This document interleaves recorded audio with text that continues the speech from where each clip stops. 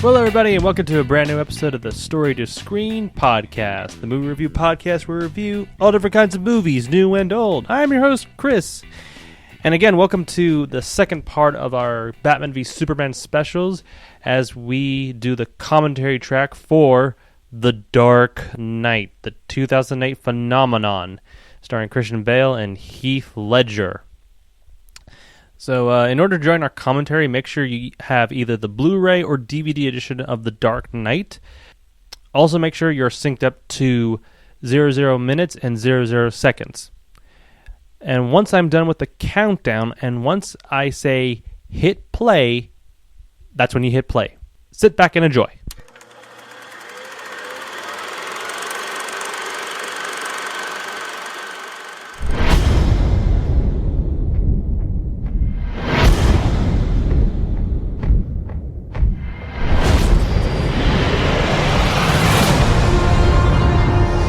Where do we begin? A year ago, these cops and lawyers wouldn't dare cross any of you. I mean, what happened? So what are you proposing? It's simple. Kill the Batman.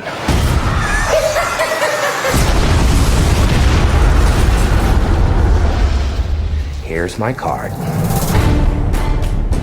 Bruce, this is Harvey Dent. Rachel's told me everything about you. I certainly hope not. You once told me that we'd be together. Did you mean it? Bruce, don't make me your only hope for normal life. You're Alfred, right? That's right, sir. Any psychotic ex-boyfriends I should be aware of? Oh, you have no idea. Good evening, ladies and gentlemen. We're tonight's entertainment. Well, hello, beautiful. You look nervous. I've seen now what it would have to become to stop men like him. The night is darkest just before the dawn. And I promise you, the dawn is coming. And here we go.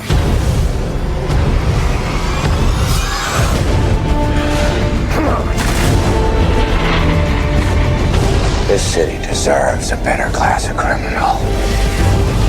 And I'm gonna give it to him. No!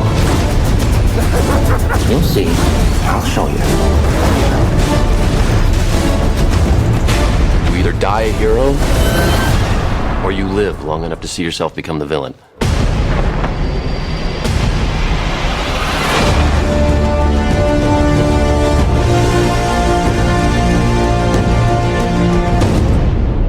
Be wanting the back pod, sir? Middle of the day, Alfred? Not very subtle. The Lamborghini, then. Much more subtle. 3, 2, 1, hit play. And we're off! Oh, man. So strap yourselves in for the next 2 hours and a half, people, as you hear. 2.5 hours. Oh, yeah. Oh, man. So did you see this? Oh, I'm sorry. Go ahead. No, go ahead. I was going to ask you. So did you see this like opening week when it first came out? I did actually. Yeah, I think it was opening week. It was, yeah, I was definitely looking forward to this film. You know, I try to go into films with low expectations just because I know I'll probably get disappointed. But after the first one, this was just like, okay, Nolan is hopefully on a roll. This should be good. Yeah. I always get it wrong with these windows right here. I always mistake which one breaks. I'm not gonna lie though, I wasn't sure what Heath Ledger was gonna do with the Joker. Nobody did. I mean, so it was a mystery. I think that's what added to the appeal of walking in to see this whole thing. I mean, did you see like all like the trailers and all that stuff prior to this, or did you try to stay away from those as much as possible? No, I saw a lot of the trailers for it. Okay. So I think Nolan did a fairly good job of keeping kind of general feel of it under wraps. Mm-hmm. So, you know, there was that mystery. There was that expectation walking into it. I've got to say, like, even though when I first heard his name dropped, Heath, I was like, really? The guy from Brokeback Mountain? But it was, but I think you and everyone else. Yeah, but the thing was, I actually sat there and thought about it, and I'm like, well, given what he set up in Begins, and just the tone of what he did in the first one, I actually kind of thought that, well, first of all, whatever he did, I mean, he must have done, at this time, I didn't know that he was actually just offered the role. He was actually just offered the role. He didn't do an audition from what I'm aware of, but at the time I thought to myself, well, he must have done a really good audition and must have done something that was outstanding, and that's how he got the gig, you know? And the funniest thing was that they actually this Joker was exactly what I had envisioned him to be, both in terms of the look and the personality. Exactly, because it's that psychotic feel that's not like super over the top. It's just very straightforward. I mean, like, what's his face with the '90s Batman? Jack Nicholson. Yeah, like that was bordering on silly, and so this Joker, I think, gets more in line with you know, what the shows and the comic books are trying to portray. Definitely like the 80s period, because I know a lot of people, a lot of fans seem to point to this interpretation coming specifically from the 80s comics specifically. But no, what you get right here is that this Joker is a strategist. Yeah. In a big way. I mean, you know, he basically knocks out all of his goons. I do love the masks. I think the masks just fit the personalities of these individuals. The masks were a great touch. But Swoon's good. I should take him out. This whole beginning scene is just fantastic. I love this. Oh yeah, because it sets up the whole movie just perfectly. Well, but it actually does it's a little bit different actually, because it makes you think that the Joker, I mean, they definitely set him up as a strategist, but you're still underestimating this individual. That's the funny thing. The funny thing is that you think Batman is, you know, and him are going to definitely have a massive collision, but you still have no idea of just how devastating the Joker really is. Yeah. And but no, this whole sequence is amazing. Just the editing itself, I think, is superb. Oh yeah. Apparently, I'm looking at Wikipedia. Apparently, Nolan had wanted Ledger as Batman in Batman Begins. Yes, and that's I can't even imagine that. Maybe he would have gone insane, and maybe he would be alive today. Maybe. But maybe, I don't know. But have you seen Heat? Because a lot of people compare this sequence to Michael Mann's Heat. Actually, I don't think I have. Okay, that is like on my to see list. Stranger. What a great reveal right there, by the way. Oh yeah, fantastic reveal. Yeah. Yeah, Heat's a movie I need to see. But you know, I mean, any modern film, there's going to be some kind of homage to previous works. Yeah, but I love this part. Yeah, I know this. I know this guy is actually, what's his name again? William Fichtner, I think his name is.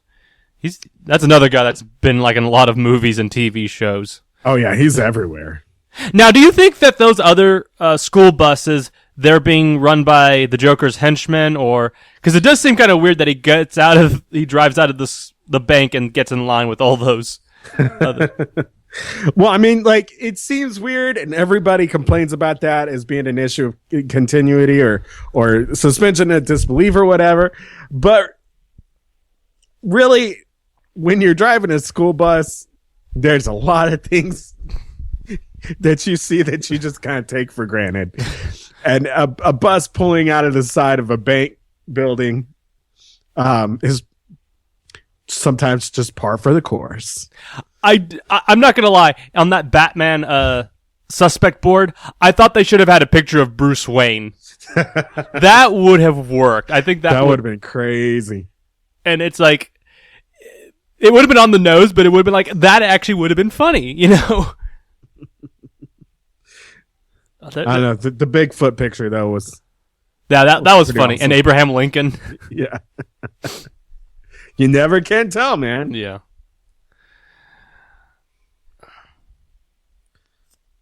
Now, have you seen what is it, that cartoon? It was like a DC Comics animated film that came out around this time called Batman Gotham Knight. It was like serving as like a little bridge film between Begins and this one. I don't think I have seen that. Okay. It's not really that canonical, if that makes any sense. Like, it doesn't really serve that much of a purpose. Right. But the reason why I'm asking is because it actually has this Russian and Maroni, and they actually hate each other in those short films. So nice. I'm so glad they brought back the Scarecrow back in. Yeah, because that creates like even more of a solid bridge to the first one. Yeah, because it was kind of an unresolved issue, because he kind of rides away on that horse and you never see him again. Well, and it was hinted at the end that he was still at large. Yeah. So yeah.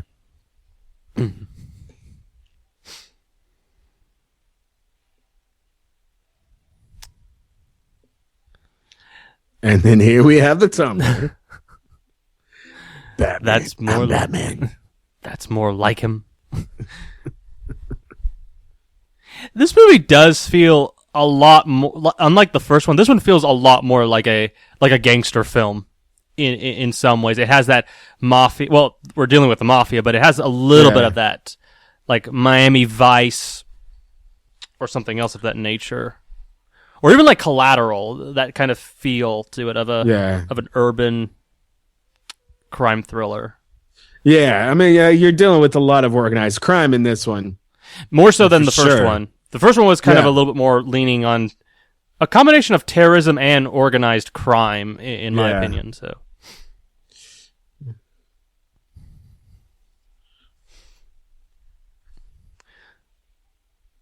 Christian Bale again.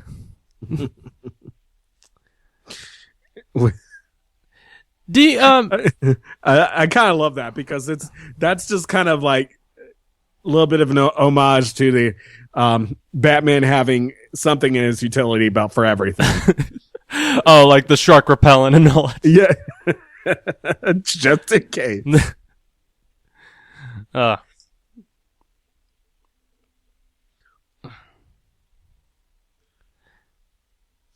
The music is just so perfect in these moments right here. Oh yes. The soundtrack to this movie is fantastic, along with everything else, but not in my diagnosis. I'm not wearing hockey pads. I've got to ask you, in Rises, when he's talking to John Blake, he's obviously against these kind of these copycats, and he does say he does tell Alfred that he's against it. But in Rises, he kind of indicates, I don't know if he means it figuratively or literally, that he mentions, Batman could be anybody. I don't know if that was something that if he meant that in a literal or a. I think more symbolic. Okay.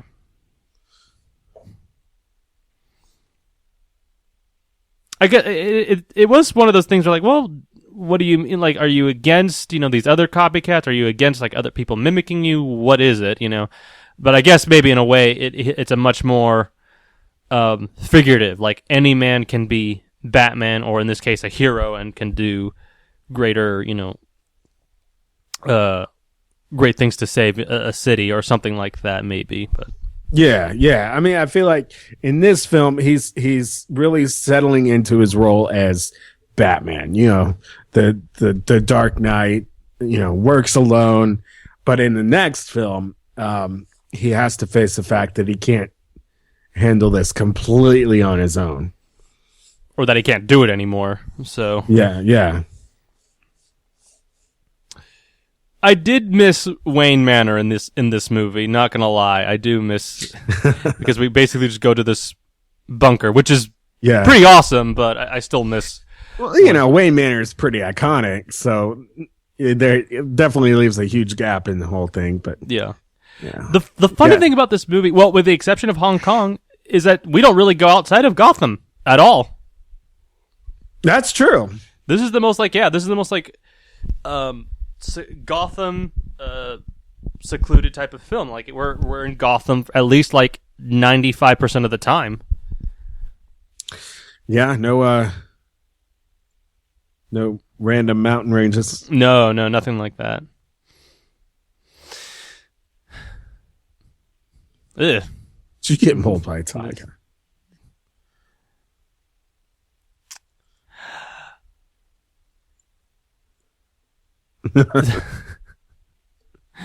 I do. I really do like Michael Caine in this one a lot. I mean, I think he definitely. Again, it's that continuing the father figure type of mentor aspect. You know, he's just trying to give him the best fatherly type of advice or guidance in these types of situations. You know. Yeah. I think Michael Caine. I really like his interpretation of Alfred. Yeah. Because, like you said, it's more of a father figure instead of. Butler. And then, you know, with the show Gotham, he functioned, you know, Alfred is more of a protector. A very stern, cold kind of protector, but yeah, nonetheless. Yes. And then here we have Maggie Gyllenhaal. Yes. Got thrust into a role. But again, like more prettier than Katie Holmes, I'm not going to lie. I don't know. It's a toss-up. And I love, dude, Aaron Eckhart. So great. Just anytime he pops up in a movie, I love this guy in anything. Yeah, he was a great fit for this role. Oh my gosh. Have you seen did you see any of his other films prior to this, like Thank You for Not Smoking or not that one, but I have seen him in quite a few. Yeah. So yeah, it was, you know, he was one of those actors that just kind of pops up in everything. And at this point, I think his role in this film really pushed him forward. Somewhat. I think more recently the films that he's done have been unless you want to call London Has Fallen, which is coming out soon, because he's actually in that movie. He was actually in the first one, Olympus Has Fallen. That's right. He's kind of done a lot of these low key kind of drama pieces as well, but I think what he brings here, he brings that kind of Americana ideal man, if that makes any sense. You know, he's kind of, he has that ruggedness. He kind of has that Paul Newman, Robert Redford kind of swagger to him. Yeah, he's kind of an everyman. Yeah. Just your good-looking average American. But here's the cool the thing that works with his character and specifically his arc is you're just dreading, even if you're the fan, you're just dreading the moment when he finally turns. You know it's coming, but and you're just drawn to him immediately. You just like this guy. It's like he has a great smile. He's just got that great chin. Yeah. Oh, yeah. No, that chin, man. I just feel like that defines him. But yeah, I mean, he did such a good job in this role that you do just like him from the start. I mean, that's I think that's something Aaron Eckhart brings to every role he does, is that he's just a likable looking guy. Like, he's the kind of guy you look at and you go, I could like just go to a pub and just hang out with this dude. Yeah. And so, yeah, like, I think he's very good for this role in that you know what's coming. And so you dread it because you like this guy so much. He's a crusader for justice.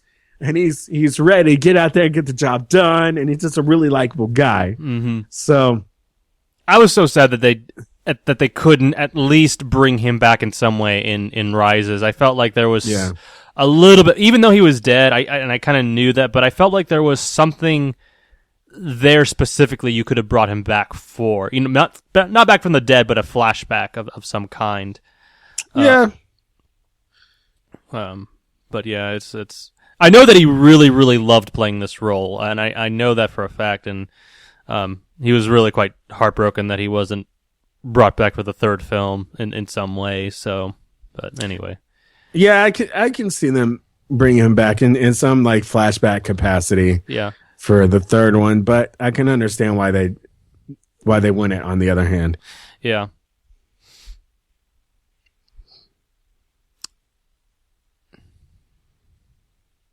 Now, what do you think of, like, I know in the previous film there was definitely like some corruption of the police force, but here in the argument, you know, Dent made the argument that there's still corruption in the police force. You know, there's still these things going on. You know, like especially with cops that have investigated that are no good. And what Gordon responds to is that, you know, I don't get points for being a political idealist. I have to do the best with what I have. Mm-hmm. A lot of people seem to point to that as a real life like statement, like that is reality. I mean, do you agree with that assessment, or? Yes and no. Okay. I guess it depends on where you live, but I don't know. Yeah. I noticed that Gordon in this one is not as kind of cautious as he was in the first one, if that makes any sense, in terms of who he brings in to the Force. I noticed that he was kind of a little bit more cautious. Here he's like, I have to kind of work with the best tools or what's given to me, or else I can't get the job done. Something like that, I guess. Well, yeah, I mean, he has to be careful with just in general, you know? I guess when you're in the middle of a city like Gotham and you're kind of David versus Goliath, you got to make do with what you got. Mm-hmm. Yeah. Even if it's like stones. Yeah. Stones. You got to use what's at hand. Mm-hmm. And you can't, you can't base decisions on the ideal. You have to base decisions on reality. So if you're in a situation like this, that's what you got to do. You just got to look at what you got, figure out what you can make work and what's not going to work, and just roll with it. Yeah. The lighting in this dinner scene is very exquisite. I mean, just Wally Pfister. We haven't talked about Wally Pfister that much in these commentaries, but his cinematography throughout these moments are just beautiful in and of itself. No, this shot right here, love this shot. I mean, it's just fantastic. The focus is perfect, and you get a glimpse of everyone at the same time, and no one's left out of the picture. So you're still, even when you're looking at the back of someone's head, you can still get the feeling of how involved in the conversation they are. Yeah. And just the use of editing in this film is just superb. Absolutely. Absolutely. But you're right. The lighting in this scene is fantastic. It's tasteful and it's also classy. Yeah. Like, it gives the sense of sophistication to it as well. Yeah. Yeah. But I just want to talk about this scene real quickly, because I think this is the moment where the arc of Batman is actually set forth, because now he's coming to the realization that this is somebody he could potentially hand the reins to in terms of getting rid of the criminals. Do you agree? Would you agree with that? Like, this is the point in his arc. Well, this is the point where his arc kind of takes off from here. Yeah, absolutely. You know, again, it speaks a lot to Christian Bale's acting, but you can see it in his face. He's like, okay, this guy is a guy I can get on board with. And now we have another extremely iconic scene. Oh, man. But I did want to ask you, do you feel like in some ways Bruce Wayne is secondary in this film, or the Bruce Wayne / Batman arcs kind of feel a little bit secondary? Because here's the funny thing. When they were writing this film, they wanted to they made Harvey Dent the main character of this film, and they used his arc as the backbone throughout this whole movie, which I don't really sense that at all. I mean, he has an arc, but I feel more so like if there's an arc, I feel like it's more so Batman than anybody else. Like he has the main arc. I don't know. It was a weird statement that one of the writers made, and I kind of look at this film like, I don't see it that much though. I don't really see it. No, I don't think I do either. I can see what they were saying with it. I guess in a way, Harvey Dent is kind of the foundation, but he's not the primary arc. And That's a good point, I really feel like it's the struggle between Batman and the Joker that really carries the movie. Yeah. Here it is. And this is really the first time you really get a good, clear shot of the face and the makeup. And yeah, I don't see Heath at all. No. It's they did a fantastic job. It's magical. That's probably one, in my opinion, one of the most disturbing parts of the movie. Oh yeah, I mean what better way to really establish his character than with a pencil trick going through the eye? Yeah. Oh my gosh, I look at this performance and I look at Heath. I'm trying to look for Heath. It's gone. No, he completely lost himself in this character. Yeah, I will admit, I do think that to some degree this role did have an effect on his life. I do think that this is probably a cause of his death. From what I've heard of method acting, guys, I mean, it takes you into some pretty intense, if not dark areas, and you can really kind of go a little crazy, basically. But I will stand by it that I do think this role did have an effect in terms of his death. I will admit that. No, I think at one point he even mentioned that like how much of an effect this role had on him. He was losing sleep too. That was the weird thing. Yeah. C.S. Lewis he mentioned after writing his book, the Screw Tape Letters, in which he's talking from the viewpoint of a demon. He said he struggled with severe depression while writing that and after. So, when you're enveloping yourself into a character like this, who's psychotic and schizophrenic and just completely devoid of empathy, it's gonna leave a mark. Yeah. On your mind. I mean, he probably would have needed to honestly just walk away from acting for a while and just calm down at least. But yeah, I do think that's a really interesting point that you brought up with C.S. Lewis. I never would have. I was actually so curious, like, where is this going? But like, wow, that's a powerful point right there.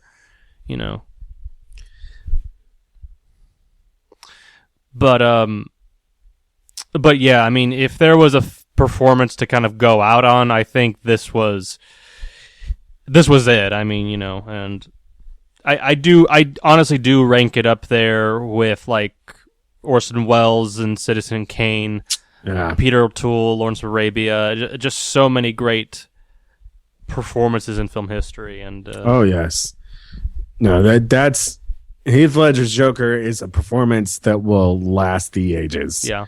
Because it was just so good. And Jared Leto, great choice. I think that's an inspired casting choice to be his successor, but this performance will endure forever. I'm just... Absolutely. Yeah. Now this is an awesome... I think this is like probably one of the few rare times until the end where you see these three together, actually. Yeah, yeah. And again, going back to cinematography, it's just some great work here. Oh, yeah. It's just going around completely. Yeah, I mean, you think it's a really simple shot, but it really isn't. No. Like, to keep the focus and the camera steady and on point, it's not an easy thing to do. No. Now, concerning Harvey Dent, especially in terms of him going to the dark side at the very end of the film, do you think the movie, because throughout this whole movie, you don't really get a sense of his dark side at all. Do you think we needed to see something or hear about something there where Harvey Dent may have had, like, what was the cause? What would cause him to go that far? I mean, well, Rachel's death was something, but do you think there needed to be something else here to show that he had a dark side? Like, prior to all of this, like, there was something dwelling within him or something like that? Because the movie makes it seem like more, like, you're pushed. When you're pushed, you can go into the dark side, your own dark side or something like that. But do you think there needed to be something there to really enforce that there was a dark side dwelling within him prior to all of this? No, that I think that would kind of minimize the shock, so to speak, of his transformation, and it kind of speaks to the whole idea of, if the writers are being honest, they understand that humanity is flawed from the get-go, and even the best among us has a dark side. But on the other hand, I feel like maybe Dent and his desire to execute justice up to a point may be that influential side of his character that leads to Two-Face. Okay. If that makes sense. Yeah. I guess we'll talk about that when we get to that point, like a little later on, but... Yeah. I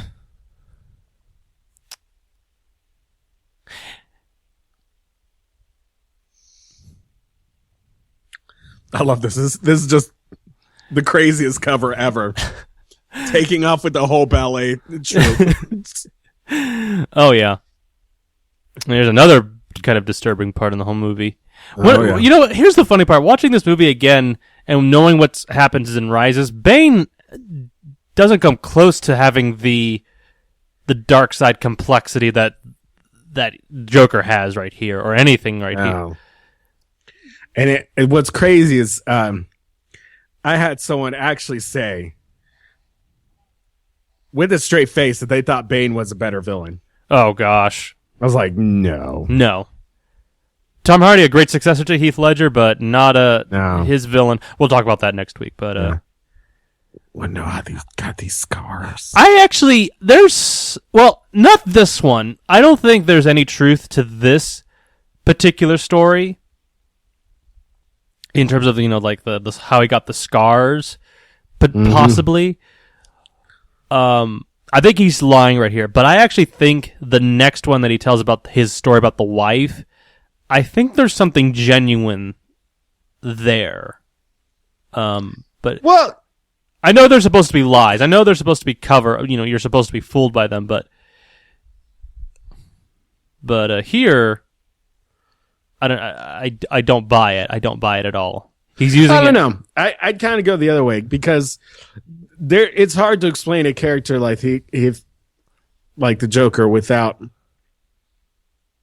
some sort of like serious abuse in the past. Oh, sure, definitely.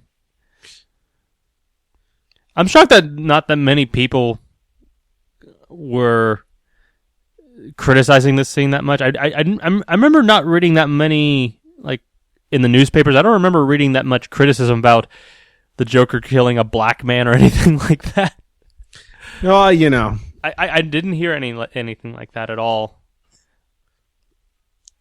I mean, if it really was an issue, it got very little publicity. Yeah. Yeah, exactly. Here we have product placement. Yeah. Dude, Man of Steel had so much forced product placement. It wasn't even funny. Yeah, that was it's like they weren't even trying to hide it. No. Here it's subtle. Like, heck, there's even like a Starbucks during the Joker chase, and it's very well done. In Man of Steel, there's like a Nikon and a IHOP, whatever. We'll talk about it all. Seeing these shots right here makes me want to just go to Hong Kong. Like, I just want to try their cuisine and all that. I have heard it's a pretty cool place. Oh, yeah. Now, do you find this, like, these particular, like, script pieces right here, like these little, like, side stories? Because I think Dark Knight has technically roughly 10, like, plot points that are going on throughout this movie. You got the Mafia, you got the Joker, you got Dent, you got Batman, you got Gordon, you got the police, you got this little story, you got Coleman Reese, but they're all interwoven and tied, and they're tying in together. Did you feel like when you saw it the first time that you kind of lost track of what was going on? Or did you feel like pieces like this scene right here, is kind of explaining itself pretty well in terms of how it's going to fit into the film? I feel like it all explained itself pretty well. It all made itself pretty clear as to how they all kind of interlocked. And, you know, watching a film like this, especially at this level, you know, you gotta, if you don't expect all these little threads to come together at some point, then you're really underestimating Nolan. So, you know, you just kind of take it all in and just expect it all to flow together. And, you know, if you're paying attention, it's a film that really requires you to pay a lot of attention to, because there's a lot of specific details. Like the bank at the beginning, that was a mob bank, you know, and I still need a little bit of an explanation as to how they were able to figure that out, like, you know, the traced bills and all that stuff. But anyway, we'll talk about that a little later. Well, I think that whole thing was set up intentionally, but yeah. You know, with this is kind of a continuing of the arc between Batman and Joker, and just kind of establishing those character arcs to lead up to, you know, the confrontation later, because they are on opposite sides, you know, good versus evil. This kind of builds up Batman as that good guy who's willing to go the distance for justice, versus the Joker, who, as we learn later, just wants to see the world burn. Mm-hmm.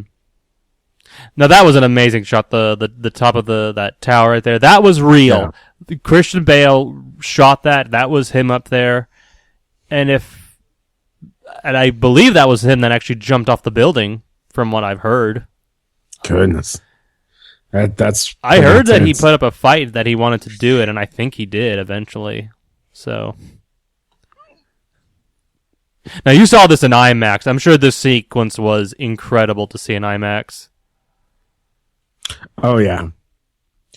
No, just watching this whole thing really in the theaters was definitely a profound experience. Oh, I'm sure. Can you believe this movie's 8 years old? Not really. Like, we're 2 years away from the 10th anniversary of this film. I mean, that's just crazy. Oh, man. See, it's moments like this that Rises was lacking in it. You don't see the Daredevil Batman or anything like that at all. But no, this is a pretty sweet action scene right here. Yeah.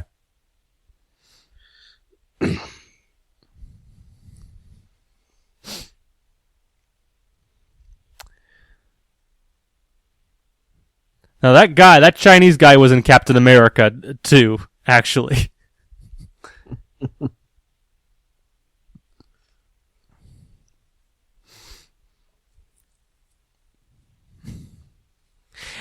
Now there's something weird about this action scene right here. It's like he's like pauses, stops, pauses, fights, pauses, fight. It's that was like the one part of the fight that does feel a little weird. Did you notice that? Like he pauses for one moment, does a move, pauses again, does another move. I don't know. Well, I don't know. I guess I just assumed that what he's wearing doesn't exactly allow for continued fluid motion. It's a difference from the first one, mind you, and they kind of explained that as well, but... Yeah.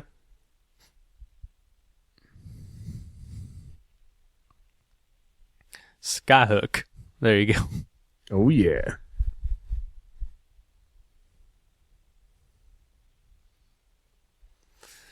I would be very interested to find out who he paid. I know, right? Who is actually driving that plane? That's why I was just thinking, like, what happens when he actually gets into the plane? I know, like right now, like I could see his body, and he's about to get into the plane now, and I'm like, and no. Do the pilots just pretend that nothing happened? I guess.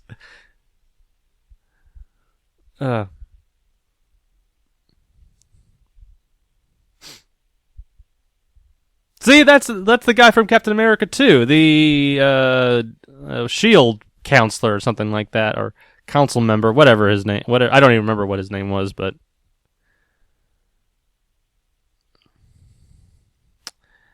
now Maggie Gyllenhaal, I think she brings so much more maturity to the role as opposed to Katie Holmes. Like if I was seeing Katie Holmes in these scenes right here, it just would have felt like a child trying to go up against the system. Here, I'm buying like this is a woman, and just like having the guts to stand up to the people and all that stuff. So, or the criminals, and just had this really good mentality about her. Just really good, kind of a attorney or whatever her position is. Yeah, it's a little bit easier to take Gyllenhaal more seriously. Yeah. Yeah, absolutely. Because she has a little bit of a she brings more of a solid feel to her character. Yeah, I kind of compare her to like Amy Adams from Man of Steel. That kind of that guff, that kind of that ability to kind of just go up against like the tough boys or something like that, or something. Mm-hmm. I do think, however, the trilogy in terms of women, with the exception of Rises, because I do think you do get in my opinion, two of the best actresses in the world for that movie. But here, I don't know, like throughout this trilogy, you don't really think of the female characters, with the exception of maybe Anne Hathaway's Catwoman. They never really stood out that much. Oddly enough, I don't know about you, but if you feel like they kind of stand out as opposed to the other characters, the female characters. I don't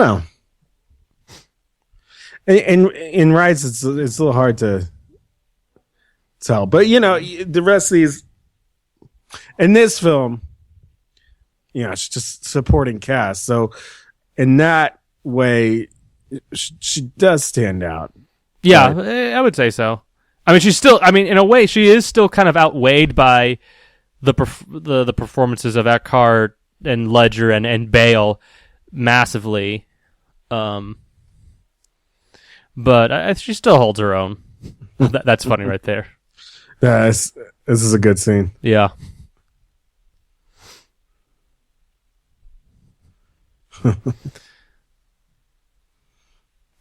Now, the cool thing about these scenes right here is that these were shot at like real locations. They didn't really just go into a studio and like do blue screen. This was real stuff. Like typically nowadays, they would go to a studio, build a set like this, and then just put green screen outside for the windows.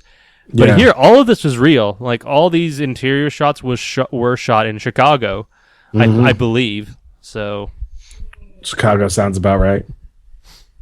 Have you ever been to Chicago? Nope. I know they shoot a lot of movies over there, but this is, Chicago just has that really unique look to it that gives it a metropolitan, kind of look to it. But now, have you seen Lost? Because a lot of people say that this guy right here, Nestor, the mayor, this guy right here, he is like a really big character on that show, and I have not come to that part yet on Lost. It is kind of hard to separate him from that character, to be honest. Okay. Because every time I see him in a film, I think of Lost.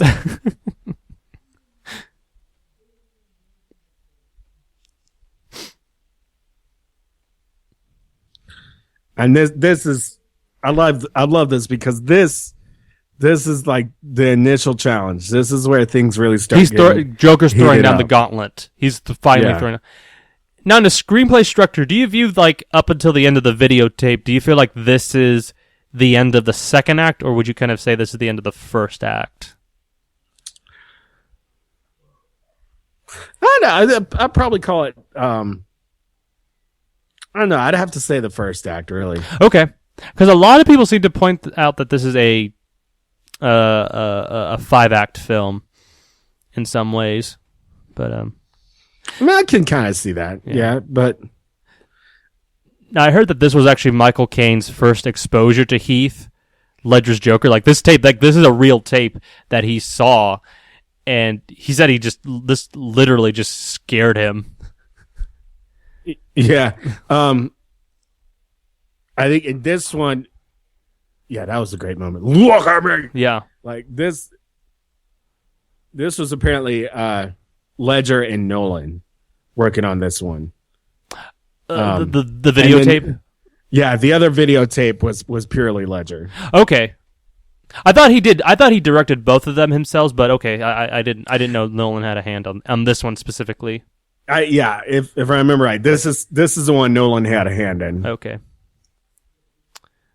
And that line right there, that was actually like the first piece of dialogue that you ever heard in the trailers from Heath's Joker. And that was the moment that I was like, okay, I bought it. I bought it at that moment, so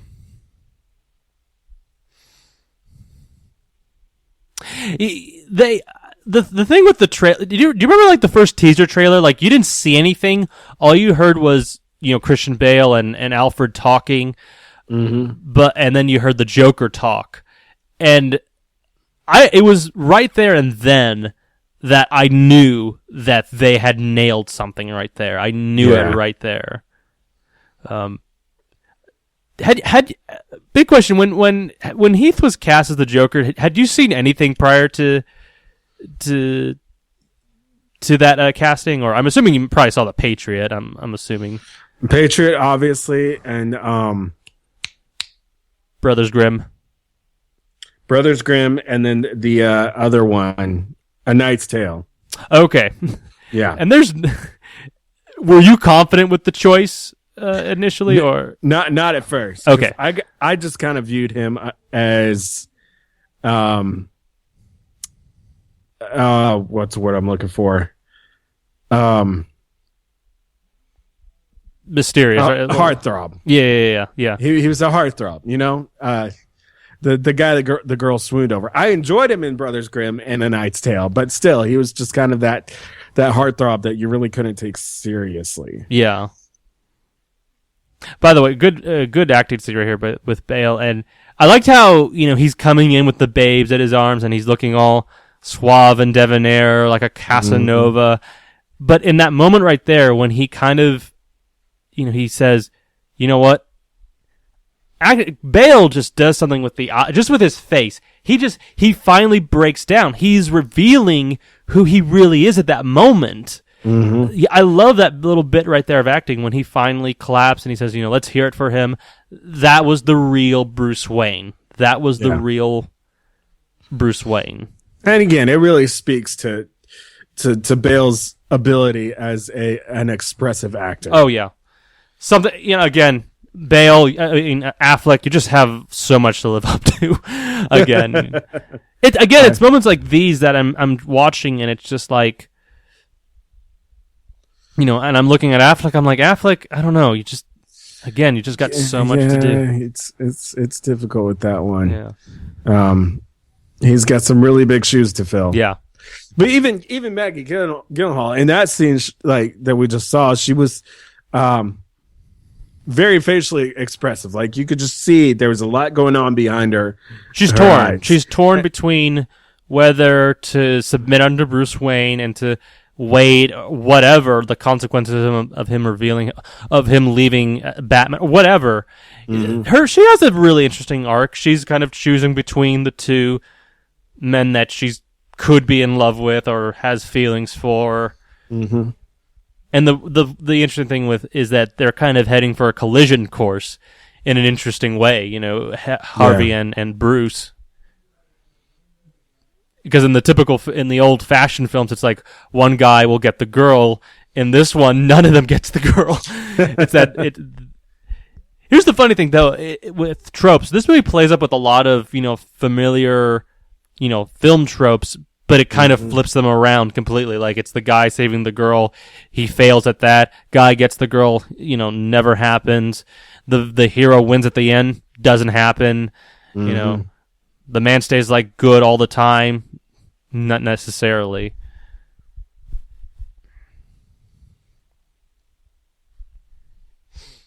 Now, do you think, from your point of view, do you think... Go ahead. Sorry, it just occurred to me. Like that was, I think that was Harvey Dent's thing right there. It makes you think about the things you couldn't stand losing. Mm. I think that really plays into his character later on, his development as Two-Face. Yeah. Do you think he's underestimating what he's getting himself into, in a way? He doesn't really quite know the meaning of consequences at this moment. Or I think at this point he's focused on the goal of bringing justice to Gotham's criminals, but he hasn't fully thought about the consequences. Especially like with what he just said, it makes you think about things you can't stand losing, and. That's the critical moment later on is when he does lose something that he cares for. Big question. Do you think those two guys, those two cops, do you think those were Joker's men or do you think those were genuine cops? I think they were Joker's men. Okay. Something about them made me think that they were just genuine cops who were just misled in a situation. Maybe, I don't know, but... Yeah. Heath. There you go, my man. Yeah. And right there, we've got Batman trying to protect Harvey Dent because I think he understands that Harvey Dent hasn't really thought about the consequences and isn't quite ready to deal with it. Or he knows that he's too valuable to the team, to the three of them, Gordon and Batman. He knows how important he is. Yeah. Well, yeah, and that kind of speaks to him viewing himself as expendable in a way. But he wants to keep Harvey Dent safe, maybe from himself, but also very much from what's coming. Yeah. Now, this one moment right here, like that's the only moment where you get to see the comical side of the Joker. The rest of the film, he's like Malcolm McDowell from A Clockwork Orange. He's just all set on destruction. There's no laughter. There's no joke. Or he's not like Mark Hamill or Jack Nicholson. This is just a purely evil, motivated individual, like Javier Bardem's character from No Country for Old Men. He's just there. He has just pure evil.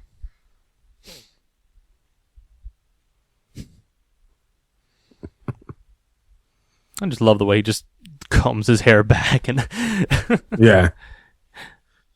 Now it's this moment right here, like when he gets into the Scar story, that there's something there that I think was genuine. There's something that I truly believe that there's a truth. Is it the complete truth? I don't know, but I do believe that there was some sort of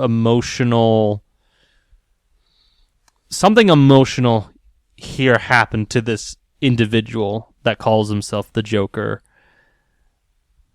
And where is it? Almost there? No, not yet. Not yet.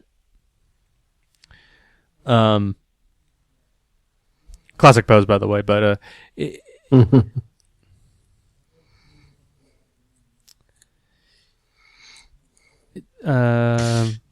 this is an intense moment. Yeah, there it is. That little moment where he goes into that. She can't. There's he begins to like shake up inside. I don't know if that's an act for Rachel or there's something genuine there. I actually, for me, there's something there that I buy into the slight remaining humanity of this person.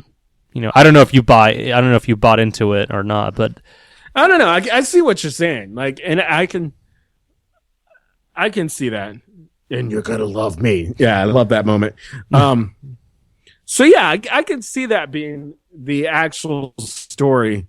Maybe that was just the breaking point for him. Maybe. And for all we know, maybe they're true. Maybe these all two stories are true. You know. Maybe it's a mixture. I don't know, but that in a way kind of lends itself to the mystery behind the Joker. Yeah. And also the whole multiple choice thing, because that was something that was really popular with his past, is that he's a person who wants to believe in multiple pasts. Like he's forgotten it, something like that. Like he's had, like, oddly enough, people have said like he's had a mind wipe and no one and he can't remember who he is or anything. Yeah. Well, also, there's this whole reveal conceal thing behind filmmaking. Like, how much of a villain do you really want to reveal? And if you want a really good, solid villain, you have to have some mystery to him. Yeah. And I think that's probably what they were doing with the Joker. They were keeping some of that mystery and some of just that concealing kind of his background, so that, because we as humans, we're afraid of what we don't know. No, yeah. And so if we are not sure and we don't completely know the Joker's motives, that's going to instill that much more fear and intrepidation. Yeah. Well, it's kind of like the shark from Jaws. You don't know where this thing comes from. You don't know what it has gone through or how old it is. You don't know anything about this shark. You don't know what drives him to be this man-eater. It's the same thing with Joker. We don't know what drives him. We have ideas as to who he could potentially be and all that stuff, but we don't really know. Or even like No Country, Javier Bardem's character from No Country for Old Men. That's. Yeah, there's that mystery to him, but there's also that solidarity of focus and feel of, like, because he's very focused on this one goal, and that it's kind of the same thing with Ledger's Joker. Mm-hmm. But his goal is a little bit broader, so to speak. Mm-hmm. Now, I actually thought a lot of people, when Rises was coming out, that people actually thought that the story that he was telling about the jewel and the thief who stole it, people actually thought that it was Bane that he was referring to unknowingly, actually. Right. Which that would have been kind of cool. That would have been interesting. That would have been interesting, and that the reason for his mask was actually the smoke and the fire that they set forth, but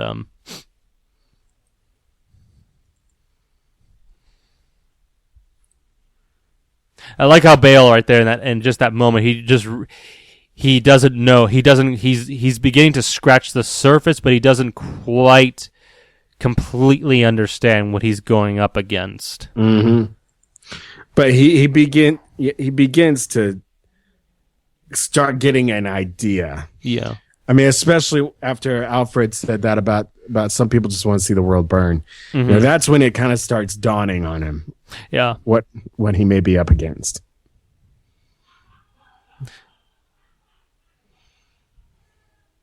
Now, I'm not going to lie. I think the detective work in this film is kind of treated a little bit...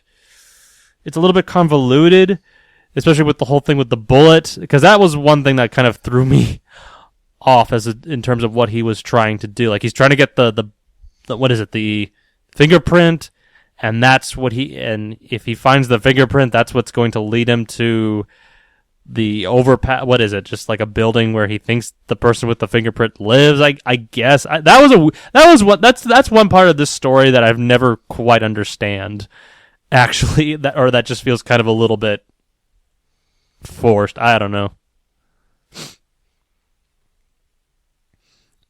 I don't know. I mean, it's one of those things. You got to get every bit of information you possibly can. But it doesn't. I mean, does it make much sense? I mean, like he's digging up fingerprints, and he's gonna use that to find the location of where one of the shooters are gonna be. I guess I'm not too sure. Well, and then we kind of think, and then the name that they reveal, are we supposed to believe that the fingerprint was the Joker? Like this stuff right here? Well, that's the part. It just goes up back to that fact finding that, you got to get everything you possibly can, and maybe understanding what he's using for ballistics and that kind of thing. Maybe that'll help understand. And it's basic detective work. Like, you got to know who you're facing here. So he's trying to figure out the identity of this guy. But I guess my question is Melvin White the identity of the Joker? I'm not too sure. Anyway, I don't know. I don't think that's really left up to anybody to really know for sure. Yeah, because that would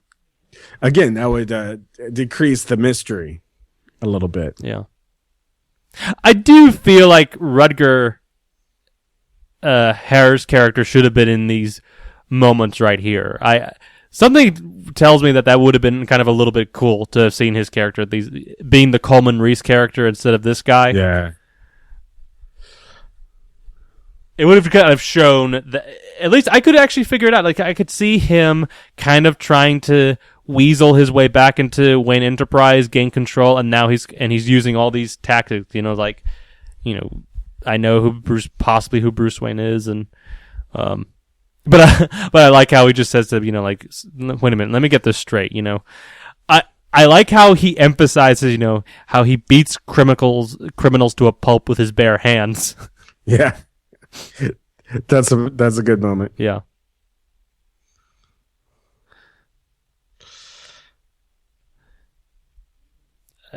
And this moment with the rebuilding of the bullet, yeah, again, how can it's a well, for one, it's a lot of suspension of disbelief. Yeah.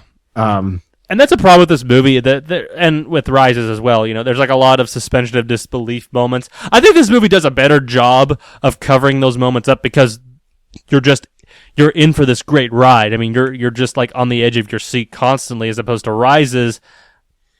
It kind of sticks out a little more like a sore thumb, I guess, at times, but yeah. I mean, Rises, I think, more so relies on suspension of disbelief.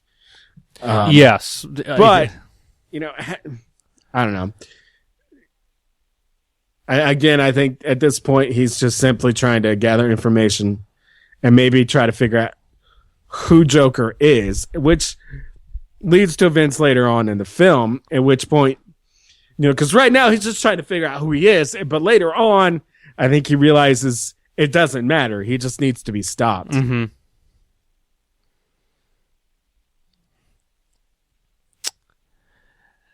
I actually saw a production still very early on. I actually saw a production still of Joker in at the police getup.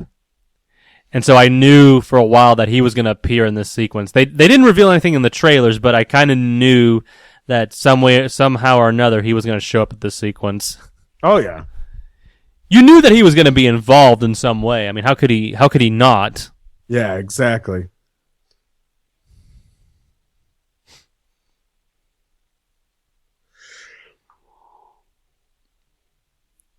I think this is also the first time we kind of see Bruce Wayne doing kind of detective work without the mask or anything like that.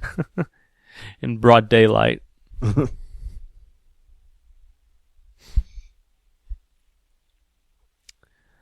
I've not heard anything if Commissioner Gordon is in Batman v Superman.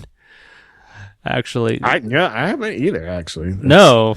Thinking about it's funny watching Gary Oldman's like I've not heard anything. I from what I'm aware of, Barbara Gordon could potentially be in it, but other than that, I have no idea if an actual Gordon is in the movie or not.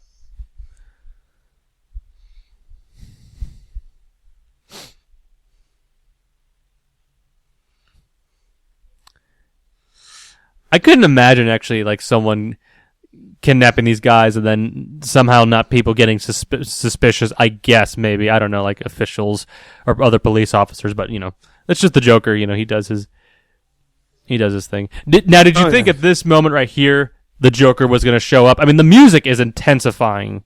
Oh yeah, I mean, this is a classic build-up. Yeah.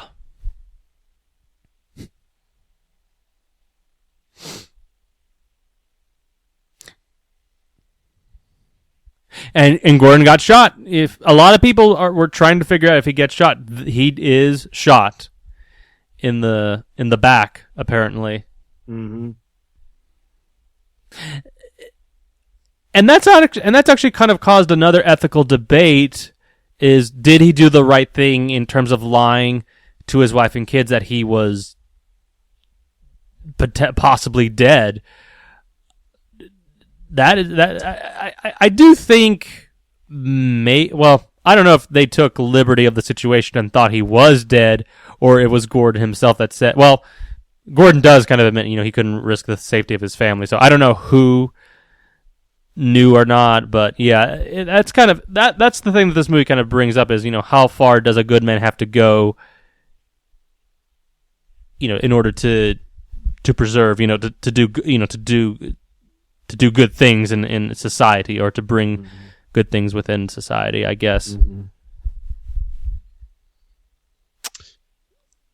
Again, this goes back to his comment earlier about, makes you think about what you can live without. Yeah. No, yeah, absolutely. So I think at this point in time, well, possibly not well, it could be viewed that he was at this point in time going to be the successor to the previous commissioner, and maybe the Joker was going to take him out potentially. But I was going to make a point, but this is the part right here where it turns into escalation right here. Everything is now beginning to go darker. Like the situation has gone darker. We're led to believe that an ally is dead.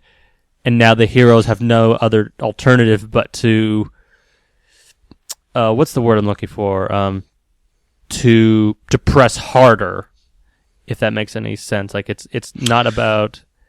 Well, this is leading up to the climax, obviously, because you're beginning to see the tension really develop and really start to settle in.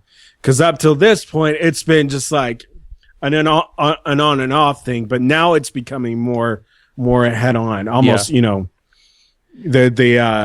protagonists and the antagonists are starting to get a little bit closer to their final meeting. Well, it's more than their initial that. Meeting. Yeah, it's more than that. I mean, it's about, the situation has escalated, and now it's about, we got to stop this one for once and for all, or else we're doomed. And we have to go to the dark side in order to get that, if we must, if possible. But now maybe you can make the argument and say, okay, this is the point where Harvey Dent's dark side comes forth. He's protecting what he holds valuable, and this is where we really start to see his values being threatened. I guess, but what he values being threatened. Yeah. Now, a lot of people say that this is very much. They've said that this is very much like Dark Knight Returns Batman, because apparently, from what I heard about that Batman would break your bones just to get what he wants. I think this is a very, really kind of nerve-wracking scene right here. I've actually heard of someone who has a wife that actually saw this scene, and because she has she's really sensitive to like the cracking of bones or something like that, and she almost had like a breakdown in the theater during that moment. Goodness, so, that's intense. Yeah. Now, people have said like this is the point where he's going dark. Again, I said, like, I know that you can make that point, but just thinking about it now, I realize that you have the whole situation with the coin. He's threatening to kill him. He's not threatening to kill him. He's coming across that way, but he's using the whole coin because it's a double-headed coin, remember? Well, yeah, it's a deceit. Yeah, he's just trying to make the guy talk, basically, with no intention of killing him.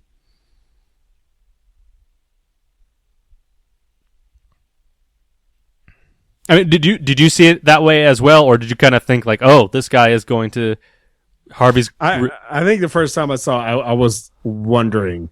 I was like, is he really gonna go this dark?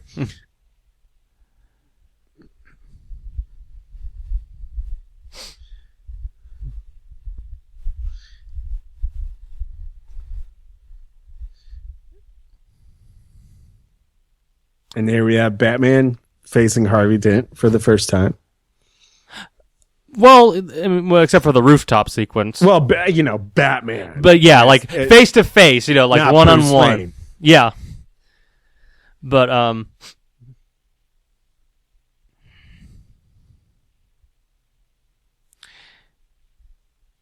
I like it out. Well, it seems like in these situations, like Bruce is stressing to him, like, you have to remain good. You have to remain positive. You cannot yield. And if something like, if people find out that you're dabbling within, going dark, that can actually have an effect on the system that we're working on, that we're trying to preserve or something like that. I don't know. That is kind of weird because a lot of people seem to make this point in cases in justice systems where, if a lawyer is trying to bring down somebody and if they find something up on you, then that's actually going to dissolve like everything you've been fighting for. I don't know. Have you heard about that before?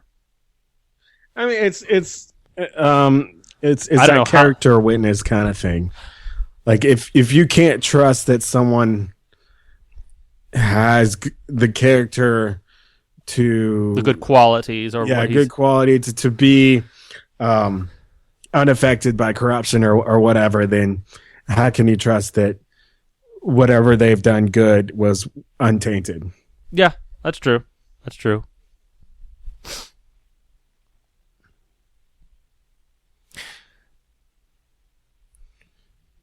Aw, some kissing. Aw. Yeah. The only time that Christian Bale kissed Maggie Gyllenhaal. Are we, No, that's not it. No. But, I do like these dramatic beats right here because he's now kind of, he realizes that maybe the best thing to do is surrender his identity, the secret persona, make it public for the better good, for the greater good, if nothing more. But I like this scene. I like this speech right here. Endure, Master Wayne. Take it. They'll hate you for it, but that's the point of Batman. He's a person that endures, or something like that, or he takes it all, or something like that. That kind of, in a weird way, kind of sets up the ending. Yeah. Yeah. I mean, at this point, I think Bruce Wayne has kind of lost faith in his own abilities and what he can do as Batman, and he views it as incredibly limited. But, Joker obviously brings him back out into the open.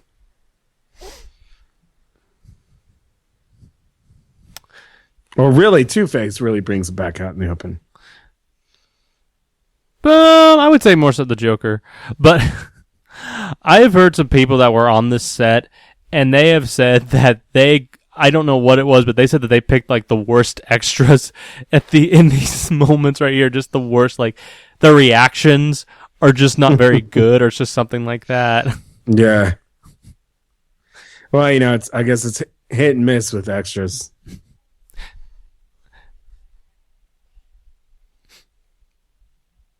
Now, it's funny when looking back at this film, this movie just really just struck a chord with the American, politics of the time, and also just with American society as well, because, we were dealing with a post, this movie was kind of in a metaphorical, like, post 9/11 or world, this is somewhat, we're dealing with terrorism, domestic terrorism, we were still facing an economic downturn, that kind of thing. Yeah, so I think a lot of this resonated a lot with people, and that really helped. Yeah, because of just the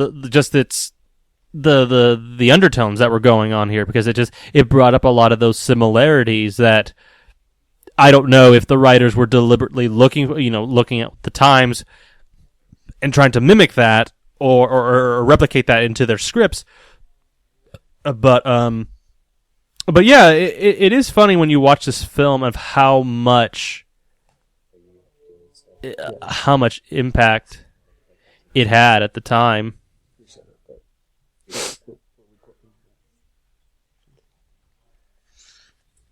Sorry about that. That's okay. But yeah, it is funny just looking back at how it really had that impact at the time. And maybe deservingly so. I mean, I think it definitely deserved. You had a phenomenal performance, and also just this big action-packed film that still didn't stray away from, from bringing up these certain issues as well. Well, it's the whole zeitgeist thing. You can't really, no man can pull himself out of his cultural context. So you're going to have whatever's going on at the time affect whatever you're doing in terms of art, music, film, whatever. Mm-hmm. The cultural context is going to heavily affect what you're doing. So, while this resonated with people, it was simply because that was just the cultural context.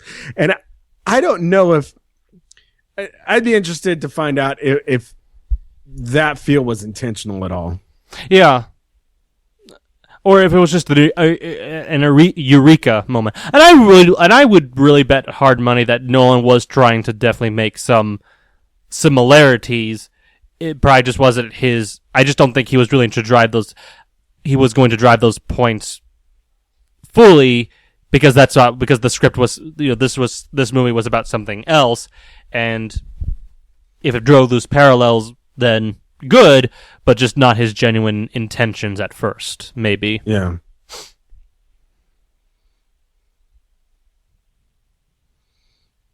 Yeah, I like that reveal of the double-headed coin. Yeah. Because it kind of solidifies his character a little bit more. Yeah. Well, it makes you know that he's not a man who's going to take risks. He is at least at this point in time, he's going to do the right thing, potentially. So.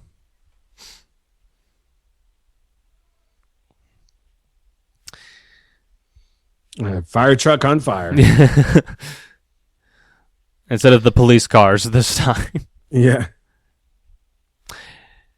Now, I know a lot of people seem to really kind of draw like that symbolic image is like 9/11 as well as the hospital blowing up. But oh yeah, you can't escape that imagery. No. And I imagine that was probably at least partially intentional. Yeah. I think if nothing, the 9/11 parallels, I think those were more so intentional than anything else. Probably. Yeah.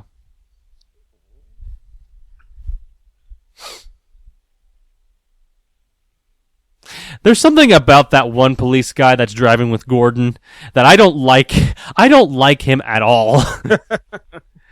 I don't know if he's just too whiny. Like there's some really forced dialogue where it's like, come on, just shut up, man.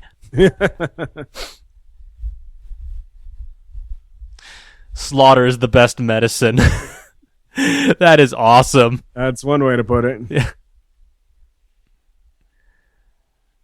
Now, who wouldn't want like an automatic hand pistol? I don't even know if they make weapons like that. They do. Okay. The only thing is that little 9mm would not have made any dents like that in a truck, in an armored truck. But again, suspension of disbelief. Yeah, unless it's an armor piercing. Okay, where is it? Where is it? That guy looks like Dan Rathers for some reason. A little bit. It's that line right there where it says like, I didn't sign up for this. Yeah. Like, Stop your whining. Yes, you did. Now, this was another sequence specifically shot in IMAX, I believe. I think there was just like 4 sequences: the beginning, this shot, the ending, and the other, the tower sequence where he faces the Joker. Now, this is all model work. That's the cool thing. Like you do have some combinations of live action, but this is like this shot right here. That's a model shot. Oh, I believe it. I mean, they just obviously you're not going to put a real tumbler through all this. No. So yeah, I love this whole scene. It's a great action sequence. Oh yeah, I think this is probably like my second favorite like chase sequence actually, or car chase. Yeah. I do like the police chase sequence in Rises. Actually, there's something kind of absolutely spectacular about that one. But no, that is true. Yeah, this one's pretty sweet as well. And we also see the demise of the tumbler. Sad moment. But we get something new. Mm-hmm. I just love Harvey. Now that's probably the second moment where you do see a little bit of the comical aspect, maybe, but yeah. Oh no, it creeps out every now and then.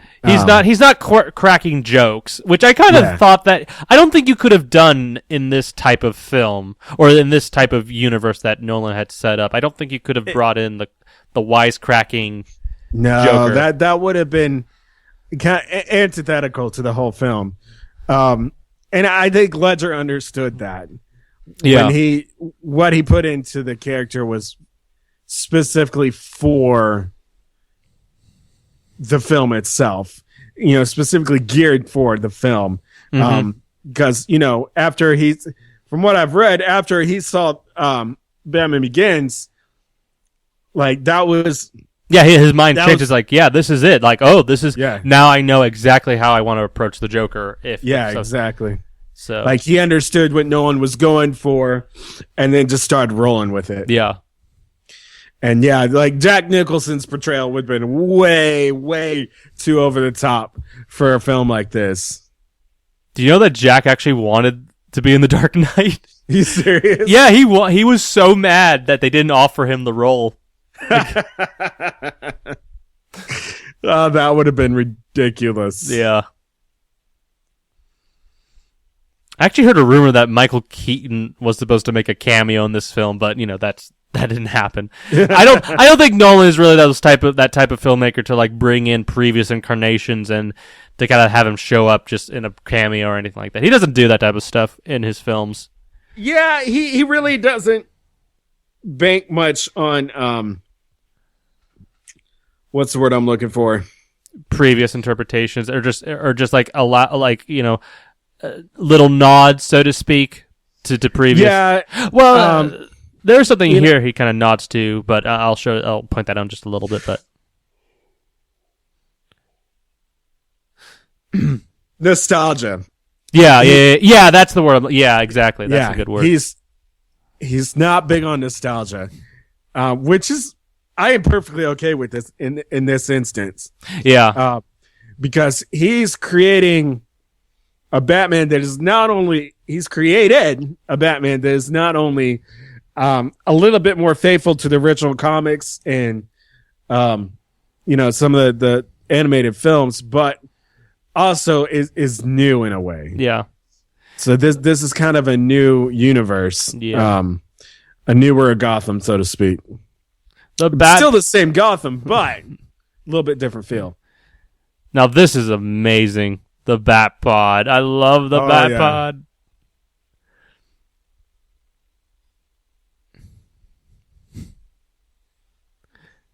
That was real. That's real. That's I've watched the video on how they did that, and that is incredible. I know that. What an amazing effect that.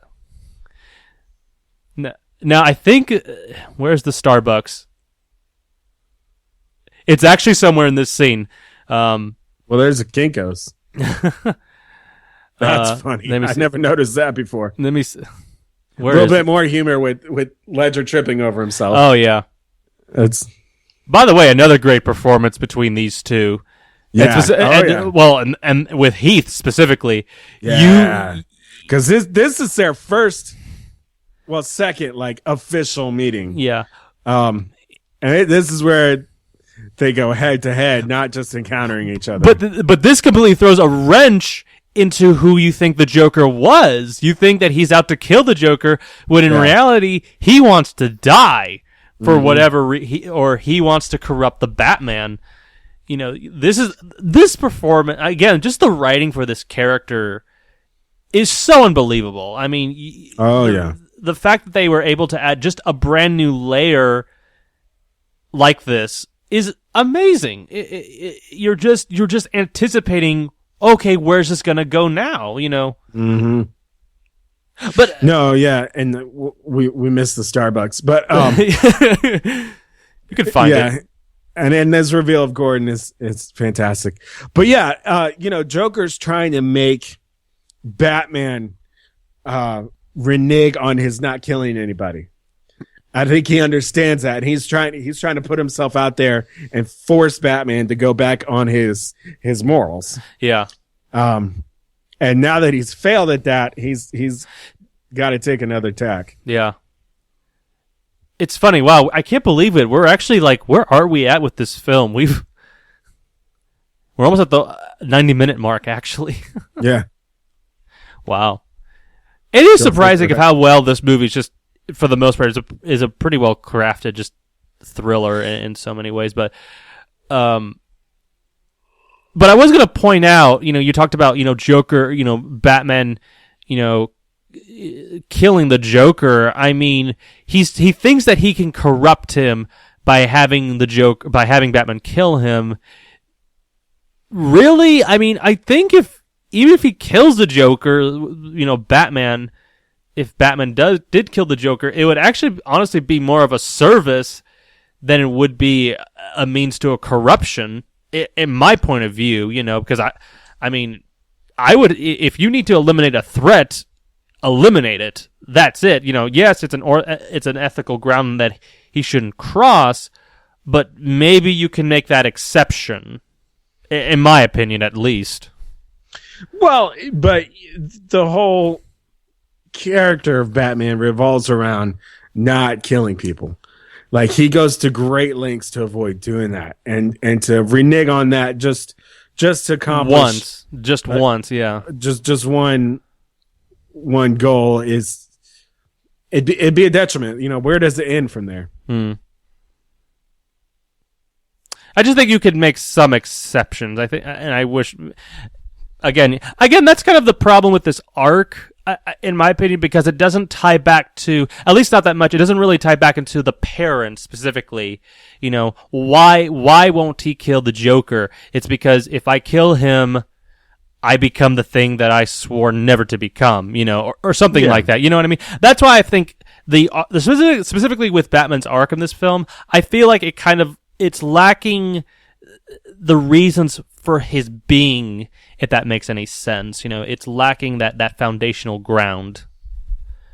Because there's nothing here with the parents at all. There's nothing here at all. Well, I mean, we're kind of past that point. True, but I still feel like that's something. There's still that influence there. There's still that idea of Wayne Enterprises being founded by his parents. Now, that being said, the images of the Wayne building are dark, so maybe maybe this is, maybe his parents really aren't so much a factor in this as it is just him wrestling with himself in who he is.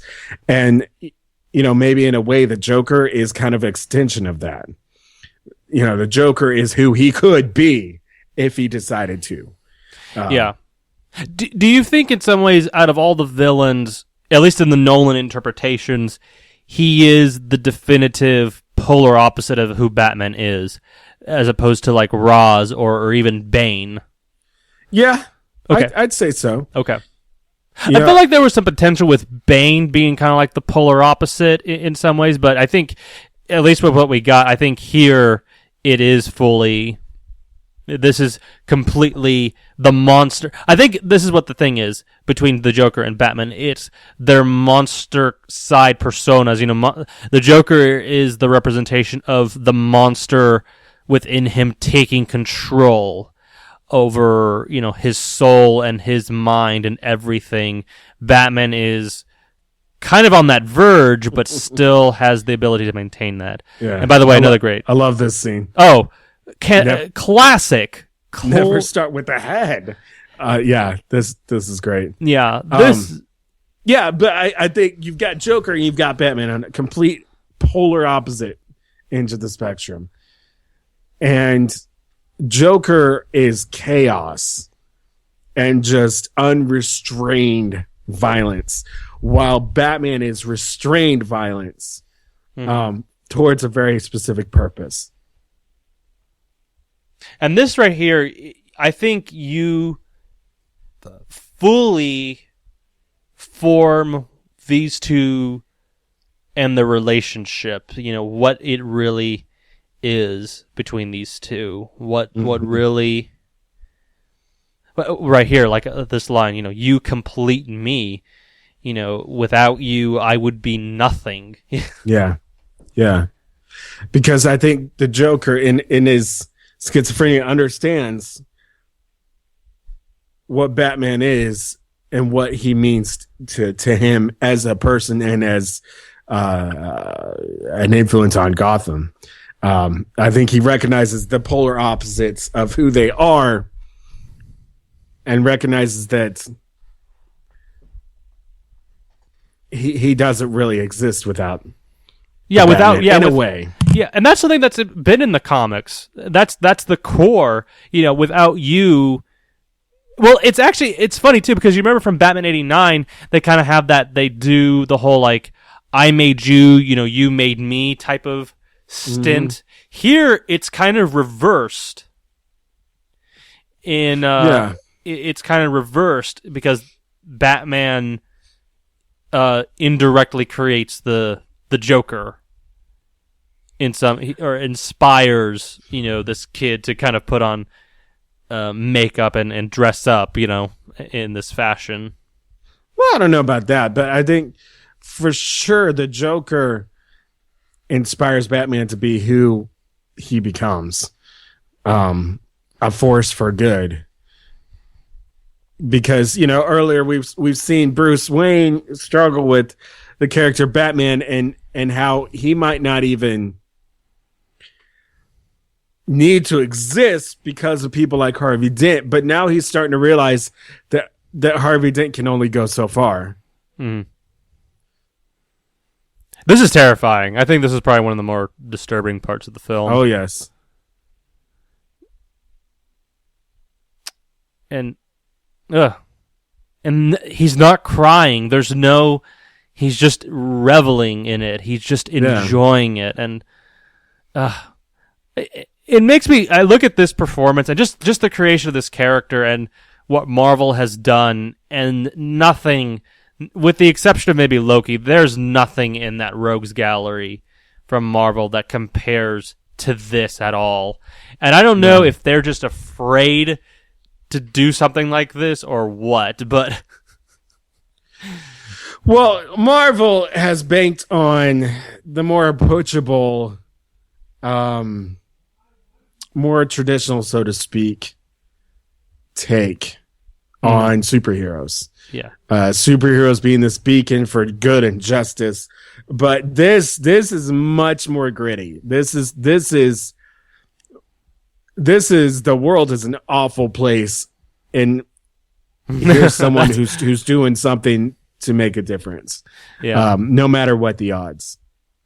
Yeah. It just shocks me, and I think I'm really hoping that they start taking some risks. I think Winter Soldier was an example of that. I think they definitely show that they can definitely push the balls a little bit more, but they hit a homer on that one. Yeah. Here more recently they just haven't tried. I don't know if it's just because they're afraid or whatever, but we'll talk about Marvel another time. We got to focus on this masterpiece right here. But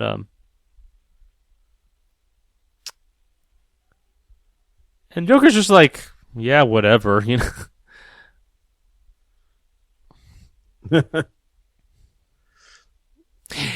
We're kind of getting to some really darker parts of the movie. Do you feel like this movie should have been rated R, or do you think it's PG-13 was just right? It's definitely not for younger audiences. No, this is not for kids. I don't know. I don't think. Well, at least by today's standards, it really isn't an R-rated film. But I do recall at the time, a lot of people were feeling like that just the darkness just was too much, and that it should have been rated R. And I feel like it's PG-13. It's definitely on the cuff of being rated R, but I think it's reserved just enough not to go into R territory. At least for me. Yeah, because I think you can't have Batman without the darkness, you know? Mm-hmm. Yeah. And that's just, if you pulled out the dark side of this, you'd lose a lot. Yeah, no, you lose the texture of this world specifically, and that's why I'm kind of tired of just like this fun mentality with Marvel, and it just feels like it's a different bag, but obviously it just feels like I'm just tired of it, you know. Let's get back into something where the stakes are high and are big, you know. I feel the stakes in this movie. That's another thing too, like with this movie. Like I feel like no one is safe. With Rises, there were no stakes at all. You know. Ugh. The cell phone. Yeah. This is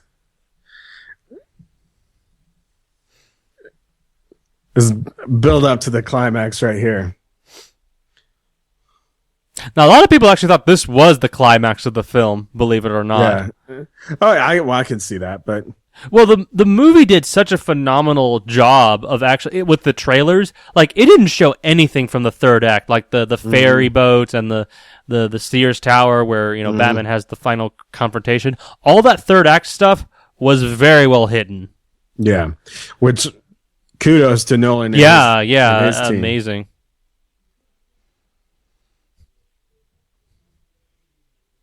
Don't give him anything.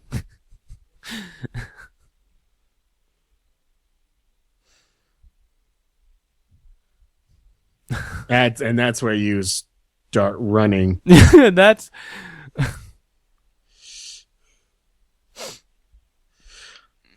it is a little weird that he was still able to get out of there and without nobody following him or anything like that. Like, are we to assume that everybody was knocked out from that explosion? Oh, explosions tend to create a lot of chaos. So, yeah. Maybe. I mean, if suddenly the building blows up, what are you going to do? I don't know. Now, did you think right here he was going to save her? Or I did. It was a nice twist. Yeah. Because this is a breaking point for Batman and for Dent. Yeah. Because he understood this is Batman desperately holding on to Dent being a force for good. Yeah. To be able to change the city.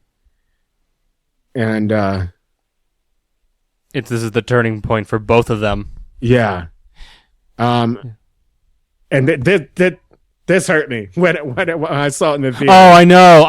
Oh gosh, Yeah, and what a disturbing image right there.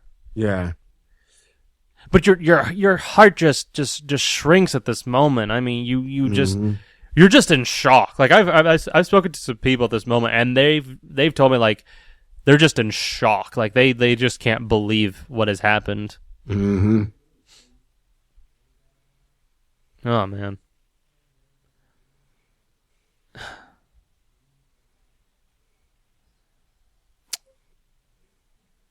Here's another iconic shot. Yeah, that image of him just waving his hair in the wind is just beautiful. There's just something about it that's just beautiful. I mean, that it speaks to his character. He's a mad dog. Just empathetic. He's just doing his thing. Oh man.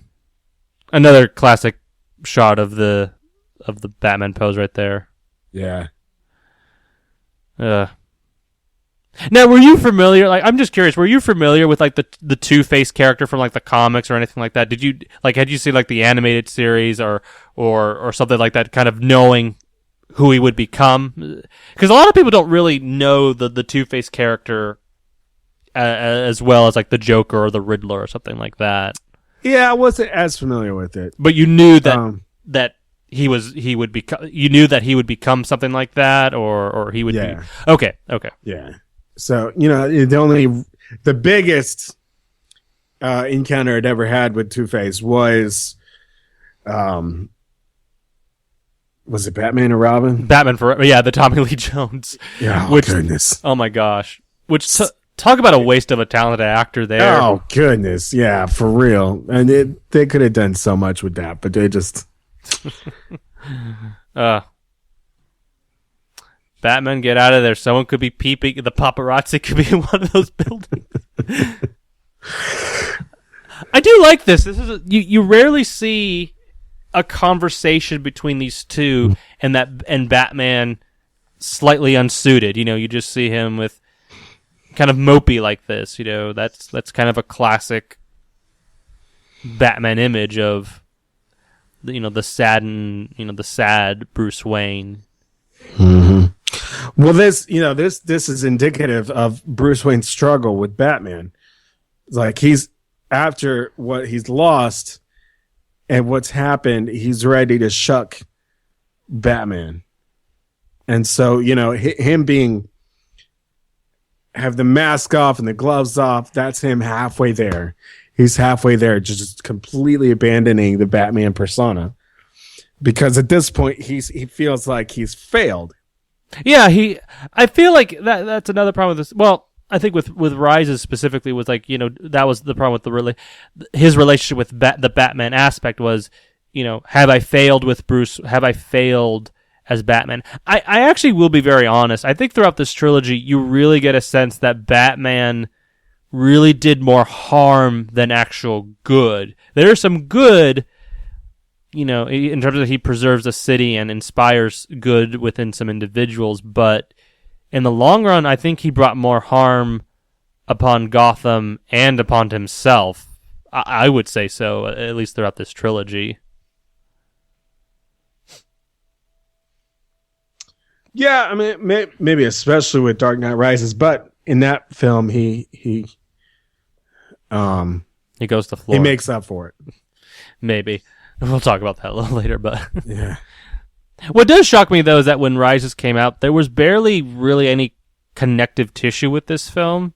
Surprisingly. I mean, you had the Harvey Dent stuff and some Rachel, but there was no Joker or like the 5 Dead, 2 of them cops quote. There were a lot of dangling plot threads I felt like that Rises didn't play with. And even thematically, I would say, like, in I don't know. Again, it just doesn't play up it doesn't feel like a true follow-up to this film as it should have been, but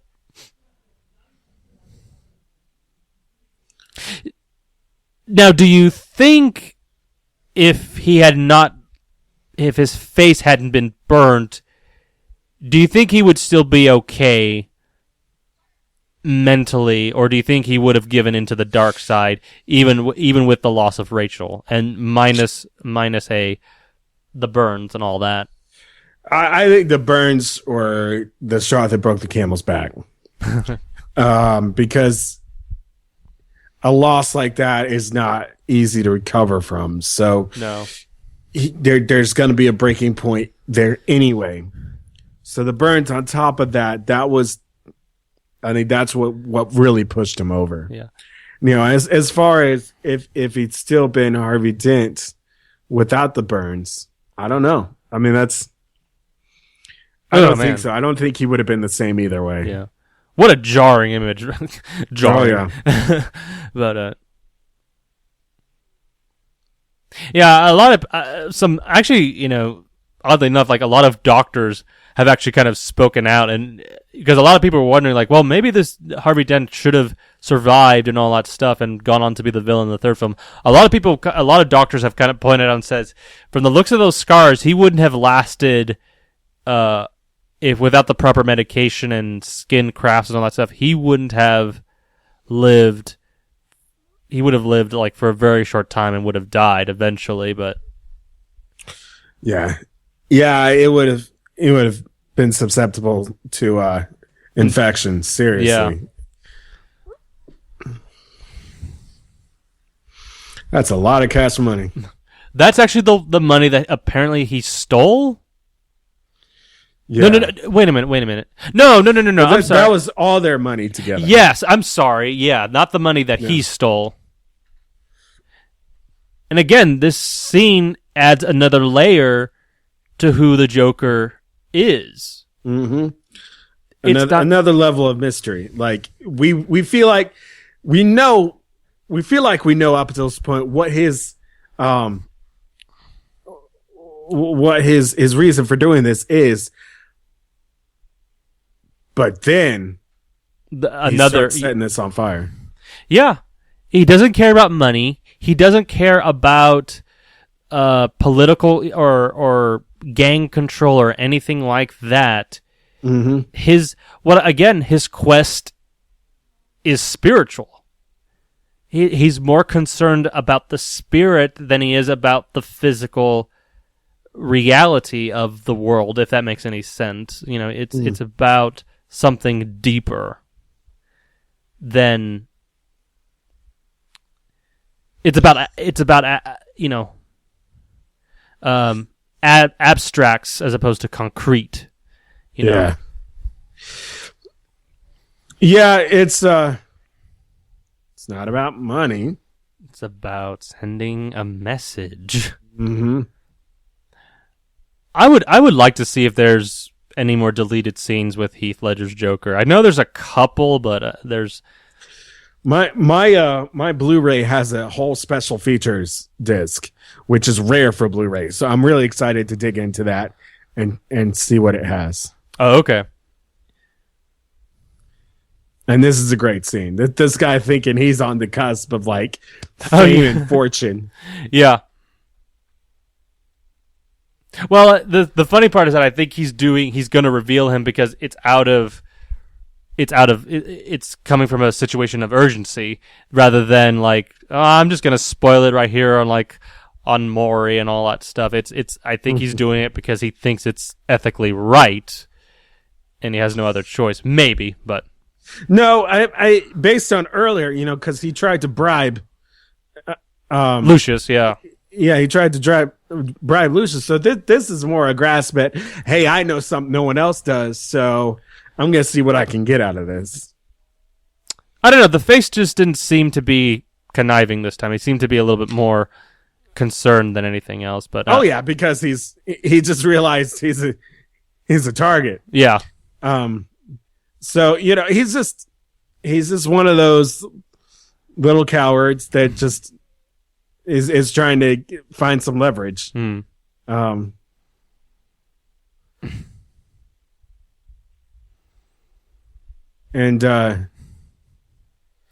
obviously his plan doesn't really fit into the Joker's plan. Yeah. Now, what I like about this movie, another thing too, is that this movie does dabble in society's perspective on issues like these, Do you think this is how society would react to an extreme case of domestic terrorism in this manner? I mean, I don't know. That's what I like about this movie, is that it brings up these kind of hypothetical situations, how would society react to this type of degree of domestic terrorism or something of that nature. Yeah. So, I mean, yeah, I don't know. It's like how do you gauge that? Because this is beyond something like 9/11. This is just chaos. Yeah, it's utter chaos, continued chaos, and everyone reaches their breaking point. Even society, even a society, it's not just about individuals or a lone individual. This is about like society as a whole. Will man stick to the moral grounds, or a society or as a whole, or will it crumble? And I think the answer to that question is yes. Man is weak. Man will ultimately fall prey to his own, to his own nature, and to ultimately kind of push the boundaries in some ways, at least from my point of view,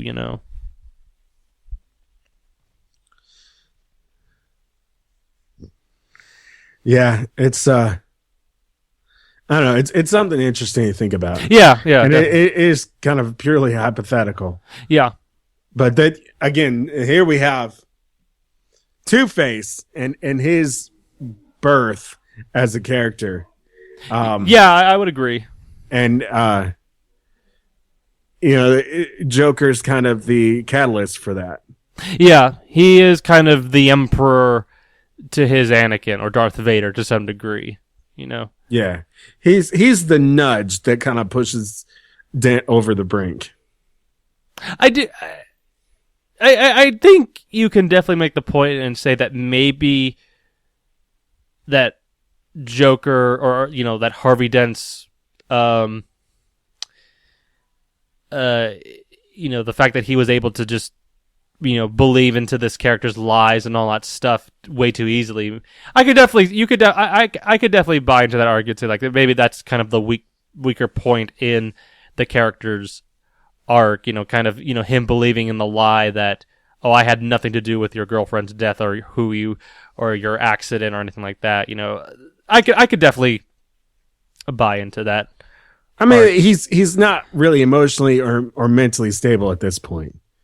So he's probably ready to just grasp onto anything that sounds like a plausible explanation, or maybe feed into his current state. Maybe, just trying to force, again, corruption into him or something like that. Mm-hmm.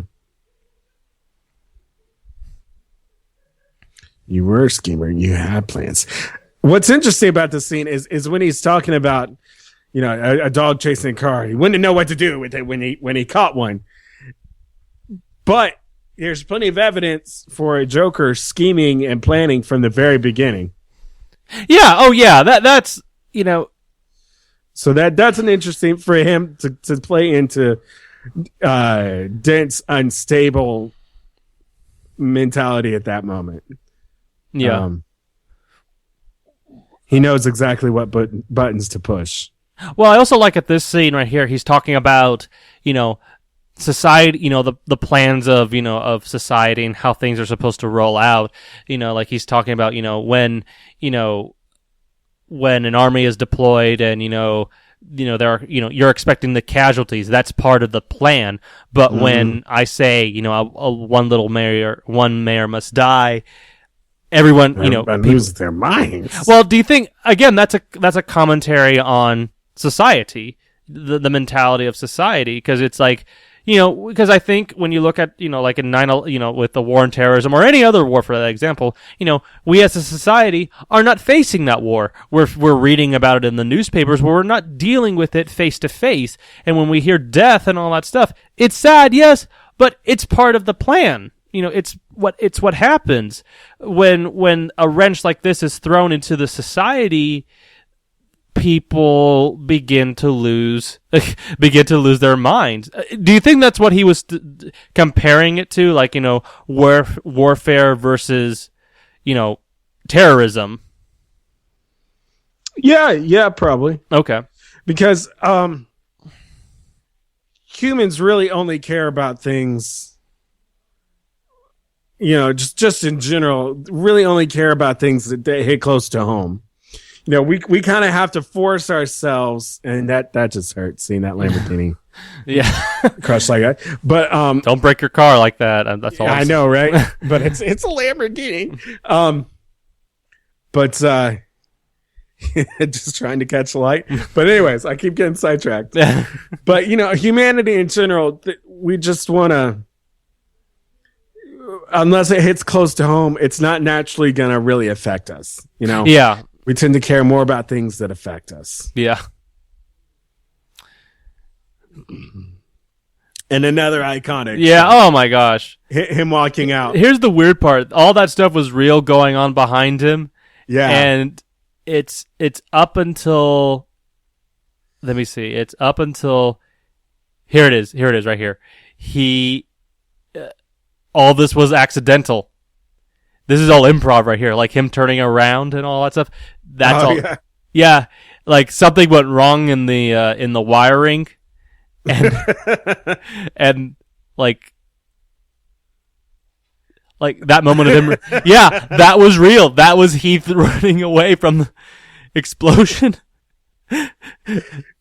I love that scene. Like, it's funny how a lot of what happens in films like this is like a lot of the really good scenes are ad-libbed or improv. Yeah. This was a completely improv with minus the explosion. Yeah. I mean, it wasn't. It's like kind of like the I'm walking here from Midnight Cowboys. That whole sequence was accidental. Yeah, exactly. I'm walking here. Oh man, can you believe we still have like 40 more minutes to go in this movie? How crazy is that? I mean, I honestly, like, of the three, I actually find myself popping this one in the most because it's the most engaging. It's like the one. It is. Yeah. Batman Begins is obviously very good, but this is the one of the trilogy to just from the very first shot grabs you and pulls you in. Yeah. And what was another thing I was going to point out? It is weird though that, like when prior to this, Heath had died and the movie, like even prior to Heath Ledger's death, I mean, did you get a sense that people were still excited for this movie? Or do you think the Heath Ledger death just skyrocketed the film? Well, we'll just talk about prior to the Ledger death. Did you get a sense that people were just excited for this movie in general?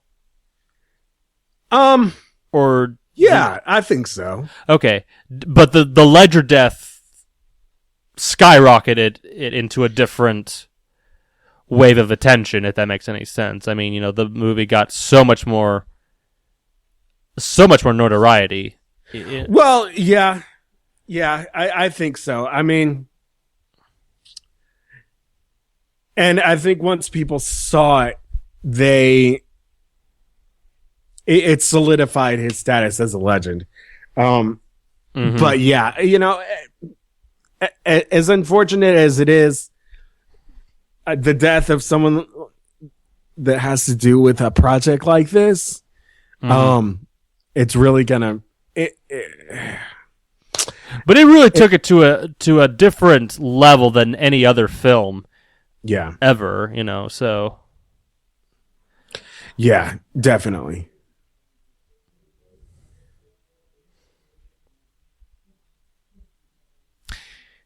I do think like the Aaron Eckhart Two-Face performance is another one of those kind of highly underrated aspects of just in terms of the rogue gallery, in terms of like the villain performances. But one, he's not really he's not really. I mean, he definitely turns evil and all that stuff, but he's the context of why he's doing these things. Oddly enough, there's kind of a justified cause to his actions, even though it's wrong killing people, you understand why he's killing these crooked cops and all these people, because and these gangsters too, because they were responsible for Rachel's death in a way. Yeah, his sense of justice is still there, but it's been twisted. Yeah, he's taking it too far.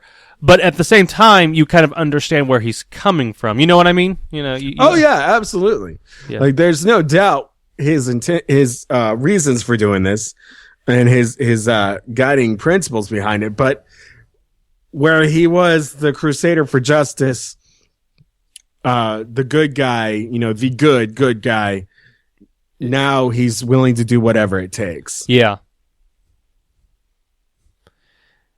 It's funny you mentioned, like, willing to do whatever it takes.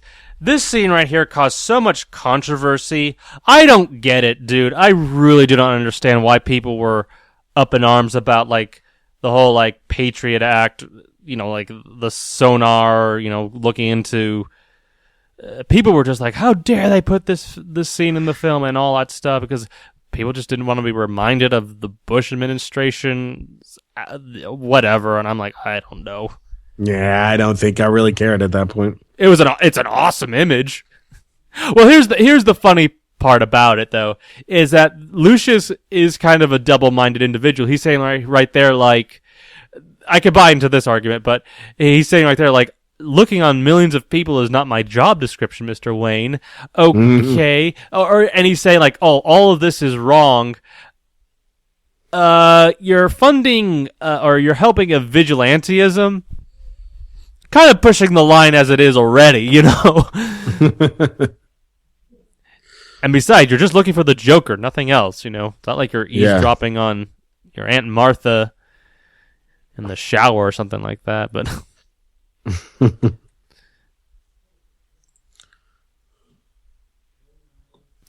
Do you find... What do you think of the Two-Face Aaron Eckhart performance specifically? We've talked about Harvey Dent, but what about Two-Face?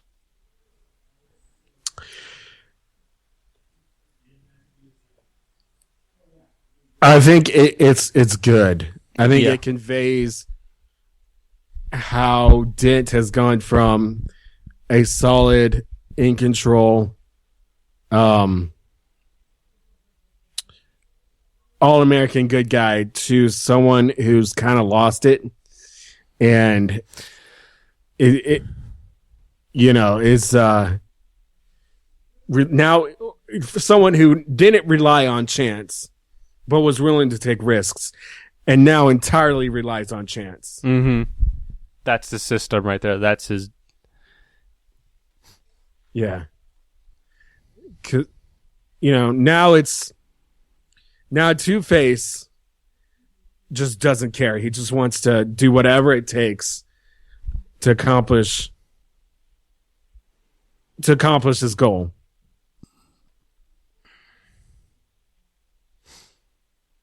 And I think Eckhart did a good job of portraying that, because that's not easy to do.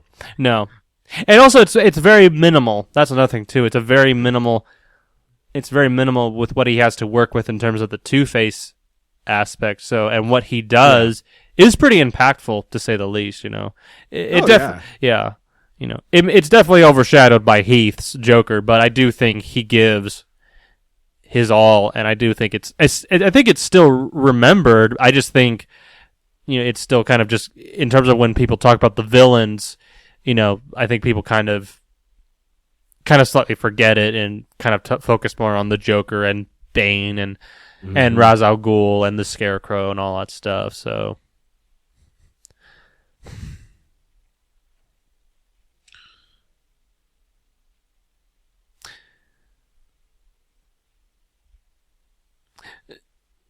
Now, the interesting thing about the situation is that people have pointed out and said that, each boat got a detonator, but the people have debated as to whether or not the joke was going to be if they really destroyed themselves, or if they were actually if they would actually blow up themselves. Like the bomb that this guy's holding is actually the trigger to his own bomb. Or have you heard some of those debates? I can see that. Like, because that would be kind of the ultimate joke for the Joker. You know, hey, you control the fate of the other boat in your hand. Ah, just kidding, it's yours. Yeah. You know, I can see that.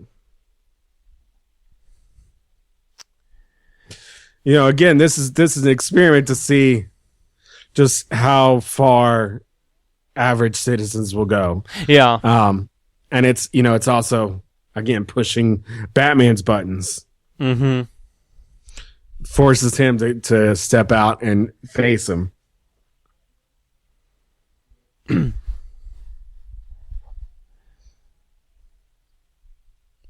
Of the action sequences, do you rank the final one as your favorite, or where do you kind of rank the action pieces? I don't know.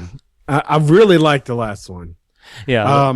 Because it's really solid, but the whole thing is just so fantastic. It's hard to pick a favorite part. Yeah. Like the car chase early on, I love that as an action scene. It's funny we're talking about action sequences. Just watching it now, I'm like, Batman didn't really have that many like fist fight scenes or anything like that. That's true. Yeah, there's not that many in this film. Oddly enough, you know, we kind of criticize Rises for not having that much Batman in it. It's like we got a lot of Batman in here, but there wasn't really that many fight scenes or anything like that. Yeah. Well, I guess, you know, this relies more on the psychological thriller angle of things as opposed to action. I think one of Rise's problems was they might have relied too much on action. I think they relied on I think they relied on action, but I think they forgot to incorporate an aspect that we wanted to see, and he's barely in it, you know. But anyway, you know, the fight scenes in that one I don't think are very good actually, but yeah. Now this particular cop, you know, Ramirez actually lives, and we don't see her at all in Rises. Yeah. So that's kind of some of my problems with this film, or with Rises, was that it doesn't really address the whereabouts of this character, or just this whole particular ending right here. You know, it kind of overlooks it. Well, she's a very minor character. True, but she knew who Harvey Dent was. She saw what Harvey Dent had become and what he was doing, so she definitely could have spoken out. And even Coleman Reese, you know, you never even saw the conclusion to kind of his arc, because apparently, you know, he knew who Batman was, and we never kind of got a resolution to that either, you know. So that's true. Yeah.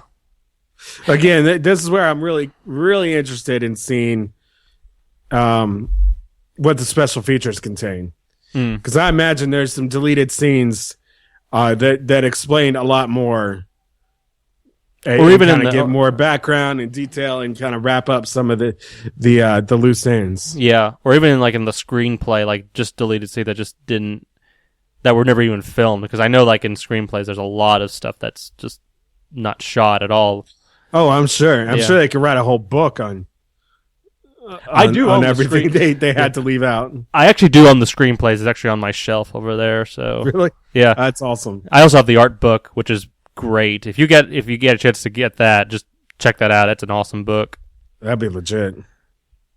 It actually kind of was cool because you actually saw that the Heath Ledger Joker's design kind of came from like Francis Bacon paintings, oddly enough, which are very distorted but kind of convey a certain physical being. It was kind of cool. Yeah. Now here, this is pretty sweet too. Yeah.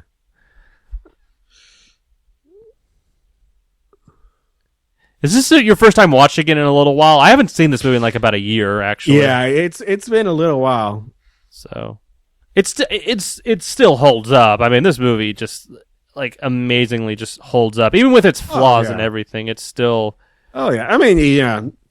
The day the perfect film comes out is the day Jesus returns. But yeah, I just love this reveal there of the so-called guards being. The guards were the hostages, the hostages. Yeah, that's brilliant. Yeah, brilliant little twist right there.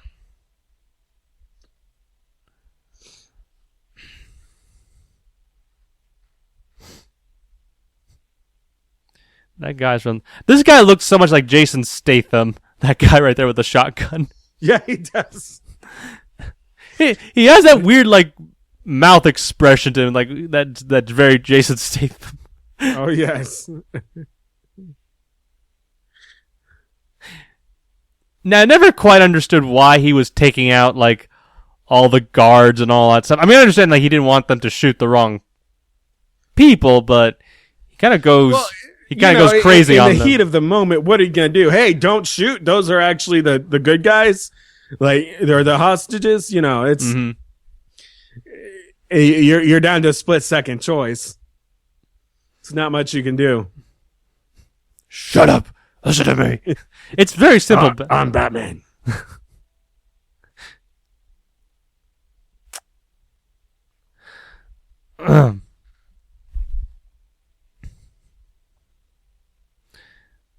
There's something about what is this? The sticky bomb gun. Yeah. Now they were able to get to like what was it? What was the final count? Like 400 or 400? How were they able to get against 394? That was kind of quick. You know, it comes down to the self-preservation thing. You know, it subtly speaks to who we view as humans and who we don't. Now, I know we're kind of getting a little ahead of ourselves, but do you believe in the end the Joker wins in some weird way? Like the bad guys, the heroes really don't win at the end without sacrifice, but do you think in a way the Joker truly wins at the end of this film from your point of view? No, not really. But he does succeed. I think, yeah, in ways he has. This is a great bit. Oh yeah, this is great.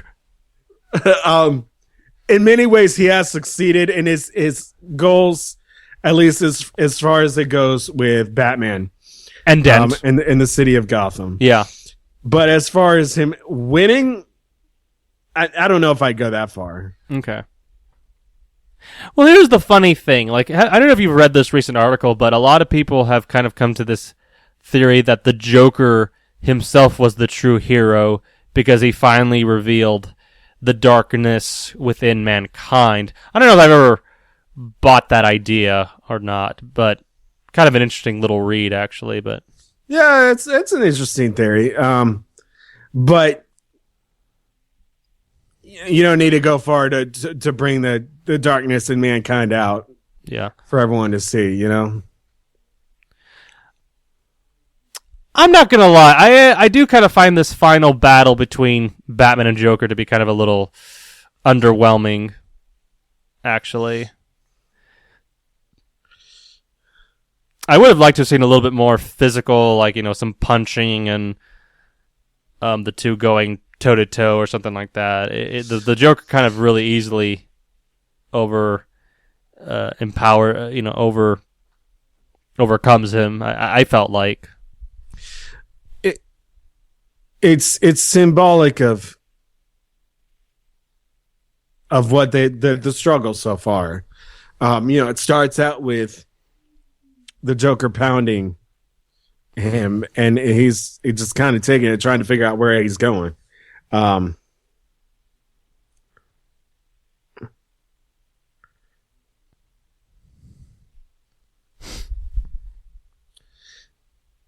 This scene again comes down to self-preservation. Those guys murdered and stealed, so therefore their lives are not as valuable. They're not. Yeah, they're not as valuable.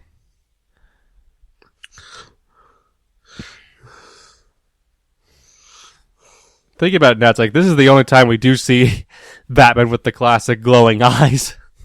Yeah. We don't see that again. Affleck's got him. But not Bale.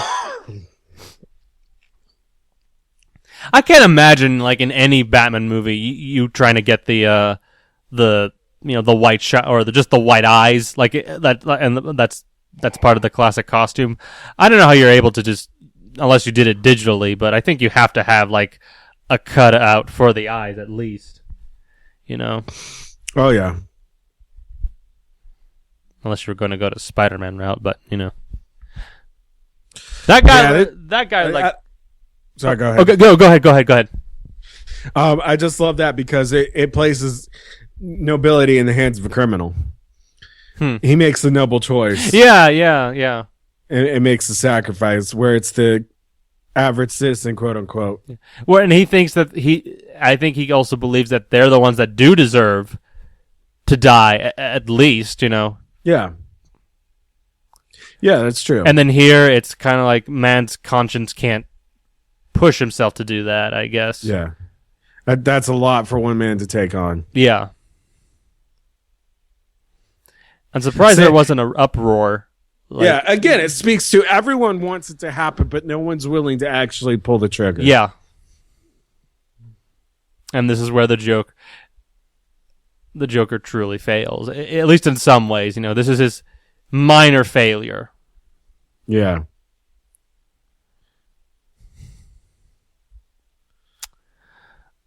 And what Batman's saying right there is, Joker is assuming that everyone's exactly like he is. Without empathy. There's that man is ready to see the world burn. Yeah. The Joker is trying to prove that man is just like him. That no one has no feelings. Everyone's crazy. That they are willing to go to extremes. Yeah. But ultimately man has the choice. Man has the choice to do good and to choose or to do evil, Mm-hmm. But in a way, the ending kind of contradicts that because Batman, after fighting for the preservation of the good, he kind of in a way doubts it. But we'll get to that moment in just a little bit. But by the way, we're almost done. Wow, and we're also about to bid farewell to Heath Ledger. Forever. Yeah, I love this scene because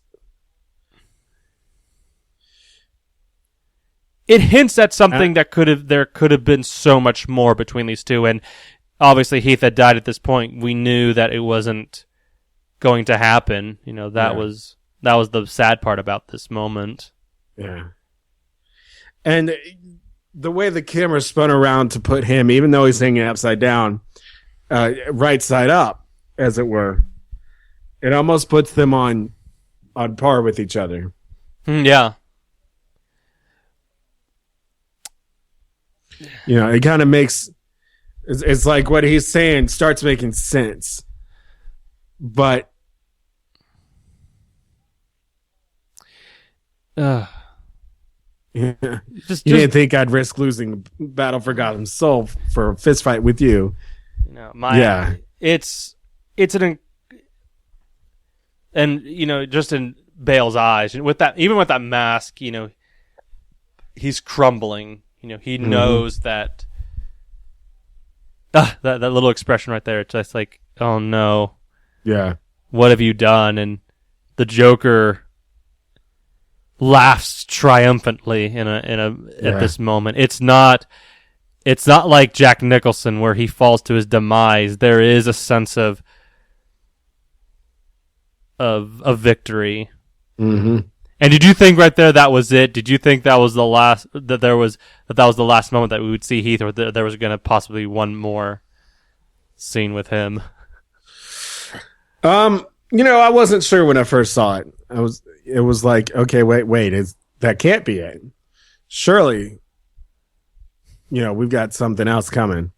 And we did. We got the Two-Face stuff, but yeah. that was technically it. That was the last of Heath Ledger's Joker, and it's sad. It's kind of sad that we'll never see that again, and it's now part of film history. Yeah, and it really makes you wonder how much Heath Ledger's death really changed things as far as Nolan's plans. I think he wanted to use the Joker. I mean, how could you not do a movie like this, watch what the actor is bringing, and not want to bring him back? Yeah. We'll talk about that just a little bit. We'll talk about that in just a little bit, but let's just talk about this scene. This scene is also just absolutely, it's powerful. I think this is, in my opinion, the most powerful scene in the movie. Yeah. If not the entire trilogy.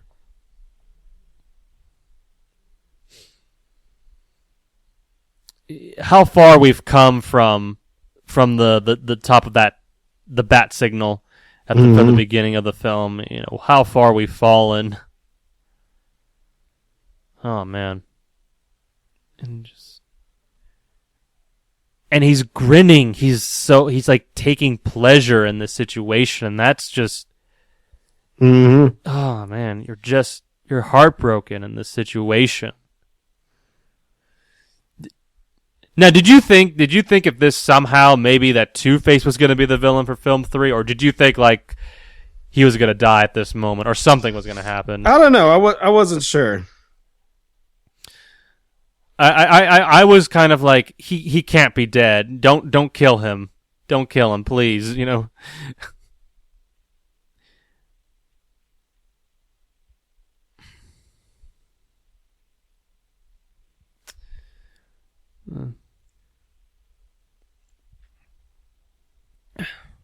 It's fair.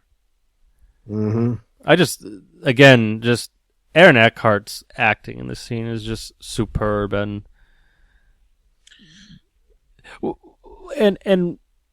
what even drives the scene further is that he blames these two for Rachel's death even more. You think that he killed the right, you would think that killing the gang members and all that stuff would be satisfying, would be sufficient enough, but he wants all out bloodshed for the people. He wants everyone to pay. Yeah. Even his closest allies, And it's funny too, because he thinks that, Gordon had the family, he now doesn't have anything, there's nothing left, there's nothing left for him, so he can't live in this like a state of jealousy. It might as well be, if I can't be happy, no one else has the chance to be happy. Yeah. Yeah, absolutely. It's like, I've lost everything, so it's time to make someone else lose everything. Or even my closest friends in this case, just my closest. Yeah. What a nerve-wracking image of just the gun being pointed at the little boy's face. I mean, oh yeah, this is a scene with a lot of tension in it. But we knew that Batman had to show up. I mean, it's like, you can't completely omit him from this moment right here. He had to do something. I mean, and then oh yeah, and the music too. My gosh, what a masterful soundtrack, masterful way to build that up. Yeah.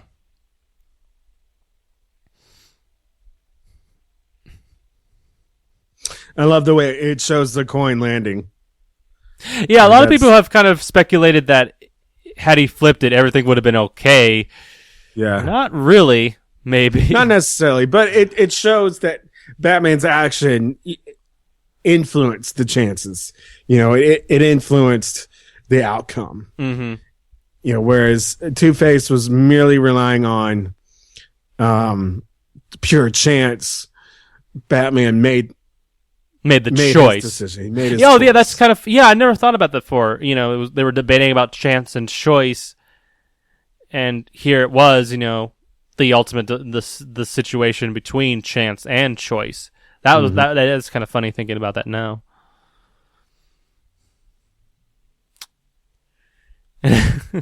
And for the next 4 years, people were speculating: is he dead? Is he alive?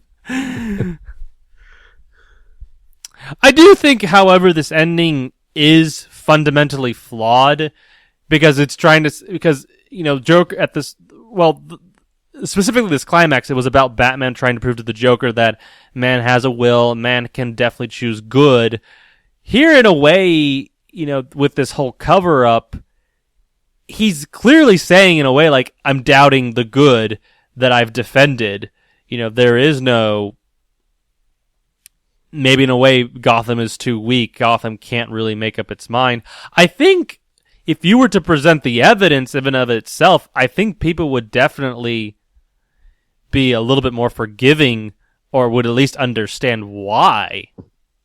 No, I think because people can't handle the heroes, or their hero, the good guy, being becoming a villain.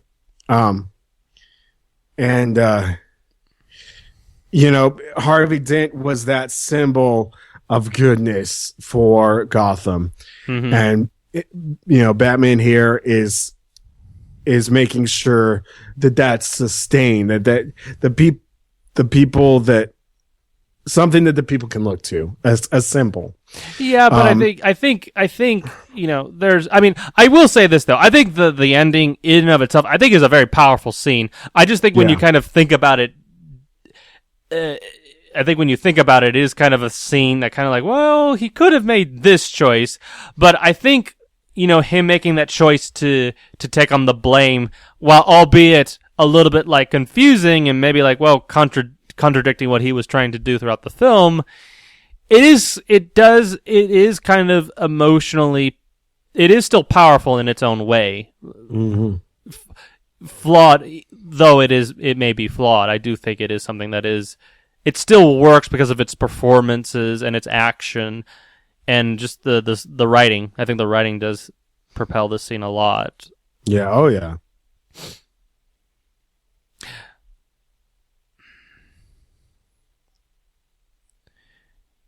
And yes, Chris must have had something up here, because how could he end the movie on such a cliffhanger like this? Chris says, like, we didn't really know if we were going to come back for a third film. I call foul on that, because I mean, who'd he you had to have known. He had to have known. There had to have been some kind of plan in place. Yeah. They had an outline. I do know as much as that, but I do think what he wanted to do was going to require the Joker, and unfortunately reality hit in. But yeah, and that is sad, because I mean, can you imagine what the third one would have been like with the Joker involved? It would have been something. And what a glorious ending right there. What a glorious. Oh yeah, I love that ending. Yeah. I don't know. I mean, it's been debated, and here's the funny thing too. David S. Goyer, one of the writers, was asked this same question, and he says, I cannot talk about that. If there was nothing, he would have said we really didn't know at the time. Yeah. He would have just come out and straight up denied it. But the fact that he says, I can't talk about that. There was something there. How could you not? Yeah. Yeah, I mean, there's just that ending, everything about it. The way that the Joker was literally left hanging. Yes. There's no assumption other than they had something in the works. Yeah. But because of Ledger's tragic end, they weren't able to follow through, and so we ended up what we have now. His death threw a massive monkey wrench in the plans, and so I imagine they had to scrape up something. Yeah, and what they and I do think honestly, you look at the films. I honestly, flaws and all, I sense Christopher Nolan's heart was really in this movie. I really do sense it. Third one, I don't think so. I don't think it was there this time around. I think third one he was trying to live up to expectations. And this one was just he wanted to tell a good story. Yeah. And he had all the tools he wanted to be able to do that. And it worked. It totally worked for this film. Yeah. Because there's so much depth to it. And yeah, it has its problems, but there's just so much depth to it, so much you can pull out of it. It's just about the what makes humans, what drives an average human being versus a monster, that kind of thing. There's a lot to take from this. Yeah. Well, everyone, that's The Dark Knight. What a great commentary. Oh, by the way, great little in memory of our friend Heath Ledger. Yeah. That was great. That was great. That was a nice touch. Yeah. I wish they had done that for Rises, not going to lie. I wish they could have added something like that. But anyway, wow. Another film in the bag, man. We've got Rises and Man of Steel left. I mean, yep. Well, final thoughts on Dark Knight, man. I mean, just a masterpiece. Again, it's got its issues, but goodness, it almost doesn't get much better than this. I mean, this is practically the Citizen Kane of our time. I mean, I would say it is it is definitely, in my opinion, one of the greatest comic book movies ever made. But oddly enough, but here's the thing, this movie, more so than the other two, it actually transcends that. It goes beyond being just a comic book movie. It's more than just that, and not because of just its substance, but just also its style. Mm-hmm. It's this big, epic kind of crime thriller with a guy dressed up in a bat suit and with this guy dressed up in a clown suit or something like that, and it strives for so much more. And when I look at this film compared to Iron Man or even like other films, they were more fluffier. They kind of had a different tone to them. This one was pushing. It really took a lot of risks, debatable risks, but risks nonetheless. And it's definitely, it's definitely in my top 5 favorite films of all time. I'm happy to say that. I mean, absolutely. And your comparison to Iron Man, I don't know if you could really make that comparison, but I don't know if fluff is what I would call it, but it's more of the comedic, lighthearted. Yeah. Genre. It really embraces the comic booky nature of what a comic book movie is. It was that was in the style of Sam Raimi. This is more so in the style of something like Kubrick, David Lynch, or even like Michael Mann, or something of that extreme nature, something of those, of reaching for those heights. Yeah, definitely. Yeah. Anyway, folks, that's it. The Dark Knight, one of the most highly acclaimed films of our generation. So another one in the bag. So Ian, we're gonna go ahead and wrap it up now. All right. Where can people find more of your work? Check Facebook. You'll find a lot of stuff through there, specifically through Ian M. My Facebook page. I'm hoping to post some music and stuff on there, and then check out Apologia Productions also on Facebook. I'm hoping to revamp my website. Honestly, whenever I get around to it. And also Ian Speaks on Tumblr. I post a lot of different thoughts about the current atmosphere as far as spirituality in the church and religion goes. So that's most of my stuff right there. Okay, thank you. So audiences, you can find us on Facebook and on Twitter. Please leave us a review on iTunes and download and subscribe on there. You can also send us an email at s2spodcast@gmail.com, and you can send us in your request for future reviews, and just ask us some questions. We could definitely use some. Again, thank you very much for joining us tonight for the Dark Knight commentary. So next time when we join together, it will be The Dark Knight Rises. So stay tuned for that. So take care, everybody. Cheers. Hasta luego.